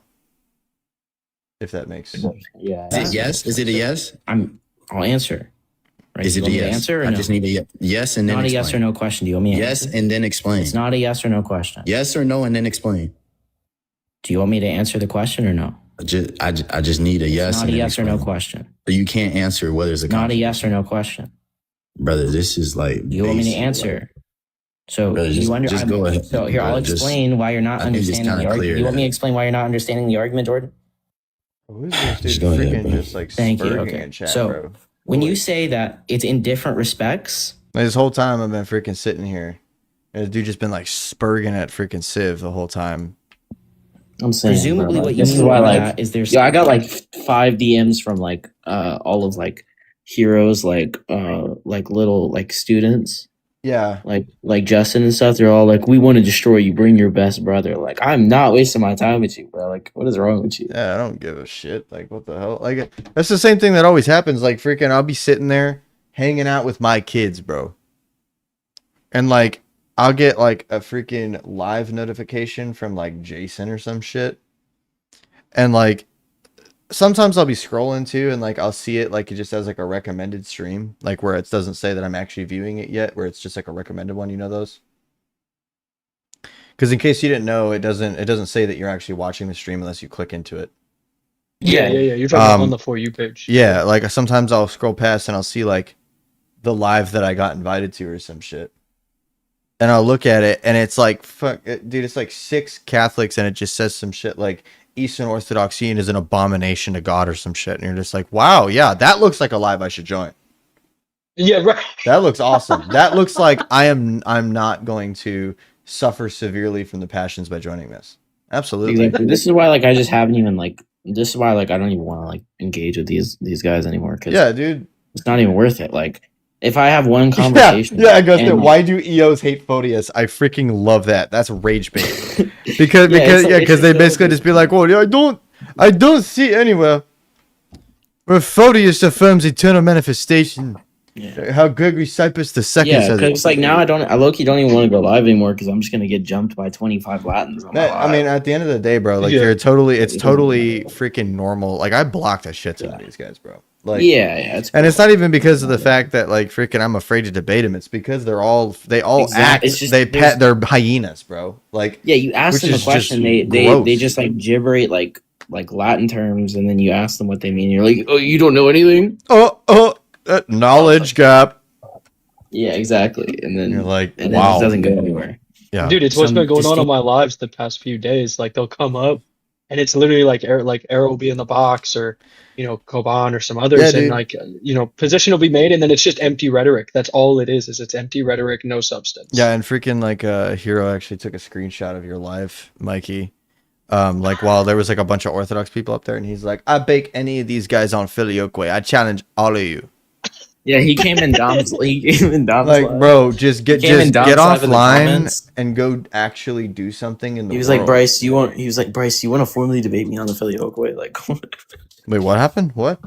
Hero asked Dom to Hero asked Dom to formally debate him on the Filioque. Like fucking like, dude, Dom doesn't give a shit about stuff like that. And that's the Yeah, thing. no. And that's the funny thing too, is that freaking. Let me switch my freaking scenes here so that I'm not just freaking like constantly just showing you guys all my boring freaking Discord shit. Like that's the thing I don't understand about like people like that, bro, because like it's quite obvious the things that Dom debates, right? Dom does specific things and defends certain things. And just because of the fact, and this is the thing that I always tell people as well, for me, because like if somebody says, hey man, can you explain our position on Christology? Hey man, can you help me understand why you're not a Miaphysite? And I give them like a little explanation. And then somebody in the comments would be like, oh, but you won't debate Egan though. I don't care. I was just answering a question. I'm not sitting here saying Miaphysitism. I wreck any Miaphysite. I don't even say things like that. Yeah, like because I don't This debate conversation with Jordan- Christology. Dude, you know how many freaking times a day, almost a day, bro, that I get people that message me either on Discord or they message me on freaking TikTok and they say some shit like, why won't you debate Egan? And I'm like, first off, I don't even talk about Christology like ever. Second off, like me and Egan are really cool. Like I don't understand. Like, what's the point of chill it? person. Yeah, like I casually just talk to Egan like sometimes, and like freaking like we like go back and forth on Twitter sometimes. Like me and him are chill. Like I don't understand the point of basically trying to say. And you know the funnier part about that too is that Egan isn't really doing debates right now, like at all, and most people don't even know that. Like you don't think that there's people that are calling him out for debates. You think that nobody's doing it? People are obviously calling Egan out for debates. The problem is that Egan is doing, I don't know, real shit with his life in a lot of cases. I mean, he just is. Like I mean, he's doing this whole like anti-papacy thing. Freaking debate Ethan Muse. I'm just gonna critique evidentialism if I debate Ethan Muse. I really don't give a shit. Like at the end of the day, dude, like any kind of like Catholic miracle argumentation, I'm going straight tag. I don't give a shit. And like I don't even use tag anymore, but I'm tagging if they try to do the miracle stuff. Orthodox said Egan Heike affirms Black Renee. That's true. He does. Dude, low key, he affirms eternal manifestation. Like I've heard it. No, yeah, but to your point though too, bro. Like I think probably the screenshot that Hero took, 'cause I think I had this as my background when he took the screenshot. But it's like I'll put a background up to like debate like Muslims and Unitarians, right? It'll say Trinity is true, Jesus is God. Why do I get jumped by 30 Latins in the comments? Like, what kind of Trinity framework are you talking about? Are you affirming the Florentine form of Trinitarian? I'm like, Mikey, I'll dude, are we explain exactly why. I'll explain exactly why. Because you're considered fresh meat to them. Yeah. Right. You have to remember that when it comes to, like, you ever notice how, like, sorry. You ever notice how I barely get any of them that actually attempt to come talk to me? You know, the only guy that has the balls to, like, actually consistently try to come, like, have like a conversation with me about this kind of stuff? It's freaking Who? Justin, bro. Justin. And you know what's cool is that me and Justin are cool with each other. We debate each other for fun, basically. I mean, if you watch the last time that I debated Justin and Bricks, because we're both cool. Mhm. It was on whether or not Augustine taught the filioque. That was Yeah, really I good. remember that. It was actually really chill. Yeah. Yeah, it was really chill. And you know what's funny is that we were all laughing about it and joking with each other the whole time because we're cool. We thought it would be fun. So he said, "Find your best guy." I said, "Kata." Instantly, Kata was awake. Right? Like I was like, "Okay, fine. I'll bring Kata up here. Me and Kata versus Justin and Bricks." Conversation went great. It was funny. It was entertaining, and it was informative. Right? Yeah. But I'm not gonna, dude. Like, there isn't gonna be no. Bryce And too that's because it was focused on also who on he's your cool live with as or well. not, bro. Like What they are you? can't just like be That's rage stupid. bait. I'm not taking that. That has to be rage You bait. monkey burger. I'm sorry. Yeah, I'm sorry that I'm friends with people, bro. I'm sorry that I care about who I'm friends with. I don't understand what that even means. Yeah, it's also because it's on your live too. They only act up when they're on their own panels. I mean, yeah, like, but that's the thing though, is that like when they come up on my live to have a conversation, it's because like they know that it's gonna be a whole conversation. You know, like, because like, and people know, like, people know this and they've experienced this on my lives before. That like, if I do a filioque debate on here, bro, if somebody comes up here and says, "I want to discuss whether or not the filioque is true," that's the rest of my life, bro. Every time. Right. That's gonna end up being the rest of my life. Bryce talking with the Latins. I knew he was a Latinizer. Yeah, sorry, True. dude. I'm friends with some Roman Catholics. Bite me. Yeah, Right, no, like- but and I agree. I definitely like I can sense that that's why they always try to come to my live, like you said, like how they view me as like, fresh meat. Yeah, you're with like fresh meat. just, They're like, you know, this guy, Yeah. like just recently started doing Orthodox apologetics. I haven't seen him before. He probably doesn't know a bunch about the filioque, so I'm just gonna throw a bunch of bullshit at him. Or like, they'll bring like some like super niche like papacy argumentation that like most Yeah. people don't read because you have to go in and you have to read the third session of the Council of freaking Chalcedon to understand it. Right. Well, Like- and that's where like they It's crash a out now method. because It's a targeting method. yeah, well that's where they crash out now is because like I've literally stated like I'm not getting into these like documents. Like obviously like I'm gonna read like, make sure to read all of the councils and stuff, but I don't even care to go back and forth about that because Yeah, then but it just there's- becomes based on interpretation. There's nothing in I'd your rather make a apologetics log- journey though that makes the necessity that you have to read an 1100-page document, Mikey. Right. That's what I'm saying, right? I'd much rather have a I did logical because I'm discussion. schizophrenic, but But no, I was gonna say there's Wait, are you what they talking run about from. the Acts of the Council of Chalcedon? yeah, Oh, Yeah. my days. like I've read I've been that meaning to read I've read that cover to cover wrote, and like I mainly read it cover to cover because I was getting ready to debate Talon, but like I also was reading it because I wanted to be able to defend papacy. How long did arguments it take if you to they- read that? A couple weeks. Okay, that's actually not that bad. No, it's not that bad, but I also was reading it like 6 hours a day. So Lord have mercy. Yeah, just send me your notes. I'm not trying to read all that. Yeah. Right, yeah, send me the spark notes. yeah. But Talon, But no, what I was Talon gonna- cooked you, by the way. Name one argument he made right now. that's crazy. Didn't No, he that's say all right, that's all right, Jerusalem was in that's all communion right, with the that's papacy? What? Didn't he say Jerusalem was in the communion with the papacy? Yeah, he did. And I was like, no, because that didn't happen until 1084. So I was like, no. No. Yeah, the Send the point I voice was notes on making the though was that Discord. they run from the logical arguments against the doctrine. They're mainly comfortable in council documentations and things like that and writings from councils. But if you want to press them on like, well, this is why, like, why don't we discuss why I disagree with like Immaculate Conception? right? Or somebody tries to debate them on the Filioque. The Filioque they're a little bit more comfortable with, but like it's hard to get them to engage in a debate trying to logically justify Immaculate Conception against like valid critiques. They just spurg out and say, "No, Bryce, you're did you ever scared to see my talk about the argument against councils." Immaculate Conception I sent you? Like this is freaking. One second, just before I show that, because like they were talking about the notes or whatever. Like this is what I mean by this, bro. Like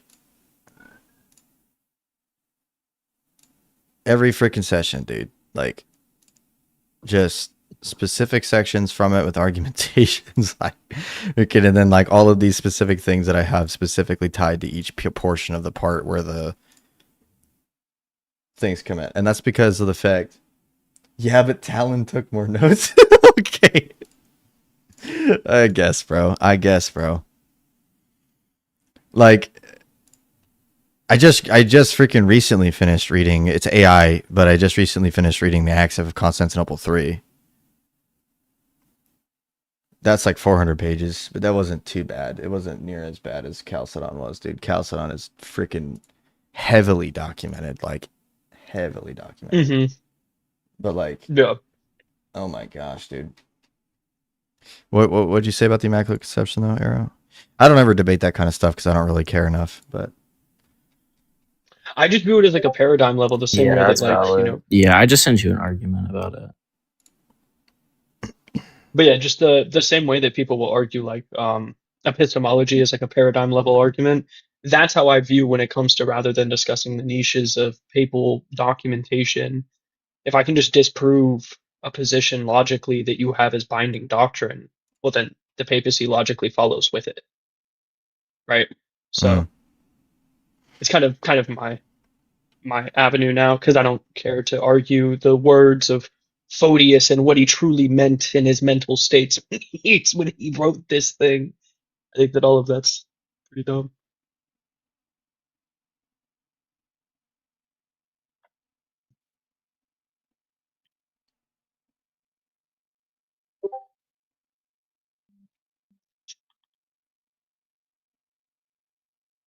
that's pretty good. The one time I actually saw a response, somebody told me that incarnation doesn't have teleological effects. It just heals the nature. It doesn't make it greater. I get the differing opinions on this. Is the Gregory Palamas thing just problematic or a defeater? What? You think that because St. Gregory Palamas calls Mary Immaculate that it's referring to the Vatican I documentation? Come on, man. Yes, she was perfect. Yeah. How about that? Yeah, I think Immaculate equals no original sin, by the way, just so you know. Just so you know, Right. 1900s language and Palamas. Yeah, of course. Well, that's why I like That follows. that's why I like the really simple argument about the chastisement. If she doesn't have original sin, like why did she taste the chastisement of original sin by experiencing death? Well, Since they would they say make her some dormant. would say she will die, and some would hold to like a weird delayed ensoulment view where they say that her body was like had original sin, but her soul didn't or something. It's like kind of weird, or it had some effects. Oh of no, like original Eastern sin. Catholics liturgically venerated Gregory Palamas. No, I mean if I'm gonna be honest here, I don't think that them venerating Gregory Palamas is like a complete defeater to like their whole system. That's kind of, I think that's kind of a bit of a stretch.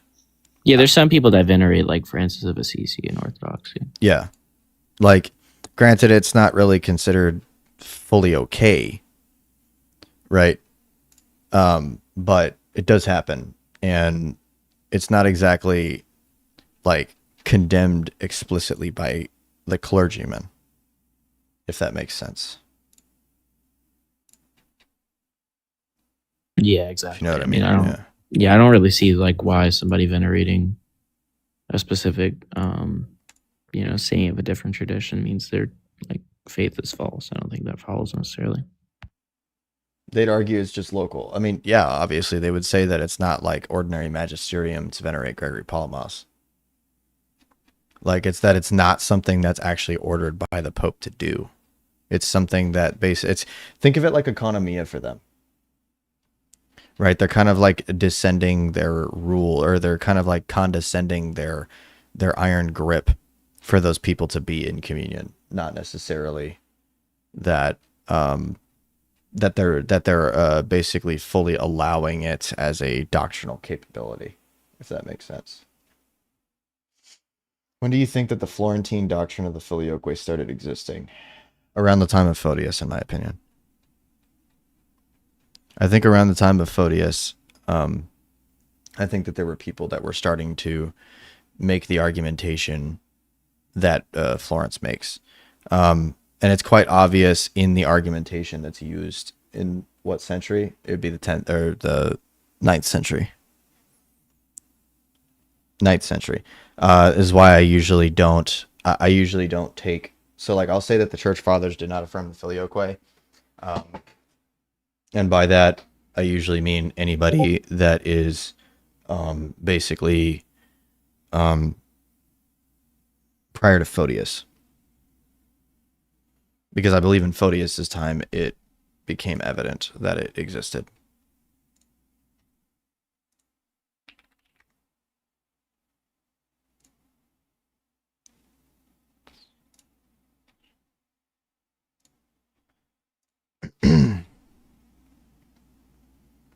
Yeah, I think it'd be around the 9th century. I think that's fair to say. During the Charlemagne emperor run, I think is when it became quite evident that it was an actual issue. Leon's 2 argues for that as well, that like it became pretty dang explicit by that point, in their view. Why Orthodox and Catholics pray and have statues and kiss saints? Well, we pray because we're supposed to pray. We don't have statues in our churches, like in terms of venerating statues. And kiss saints because it's respectful. You ever heard of a holy kiss? When Peter and Paul gave each other a holy kiss, were they worshiping each other? I don't understand.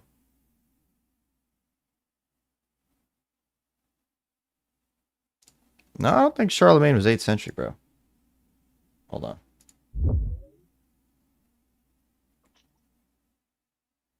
Civ. Wait, but Augustine says and the sun. True. He does. True. Yeah, dude. Hold on.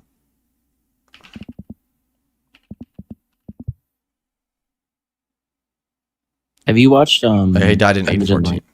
So he was Have you watched- he was contemporary to like the time and when he was ruling and stuff like that was around like the beginning of the 9th century. Yeah. Have you watched Imogen Likeness's new video on like John Montanaro versus Mark of Ephesus? Like, Yeah. who won the debate? It's actually Yeah. quite interesting. Yeah. No, it's a good video. I Yeah, he like did great I with like that, Image yeah. and Likeness. I like his super niche videos that he makes. Makes me happy. Tickles my brain. Yeah. It's very interesting, like the way he went through the like the quotes and things like that, whether or not they were forgeries. I And stuff low like key don't think Charlemagne was Florentine. So like, do you think that like he was just enforcing it solely in a political manner? Is that where are you one of those guys? I'm not opposed to that belief. I'm just curious because I know that there is some people that would say that Charlemagne was only utilizing it as a political move to try to basically impute Rome to basically be able to enforce things into the East.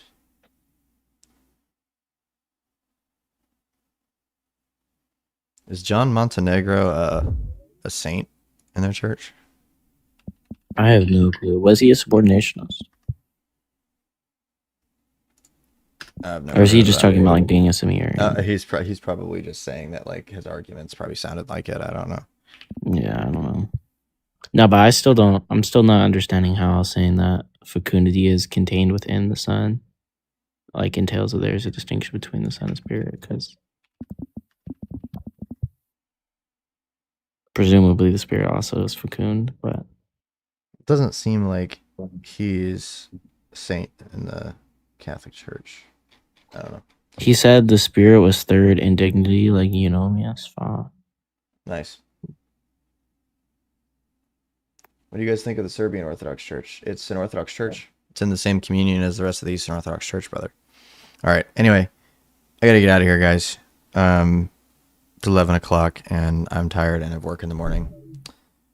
I got you. For sure. Arrow, are you might gonna? start up a Are you live, gonna? yeah. Yeah, you're Wait, good. before you start up a live, are you gonna be available? Could we talk in the Discord real For quick? sure, yeah, I'm done. Okay, then. All right, God bless, guys. All right. All right. God bless. Thanks for God letting me bless out, Bryce.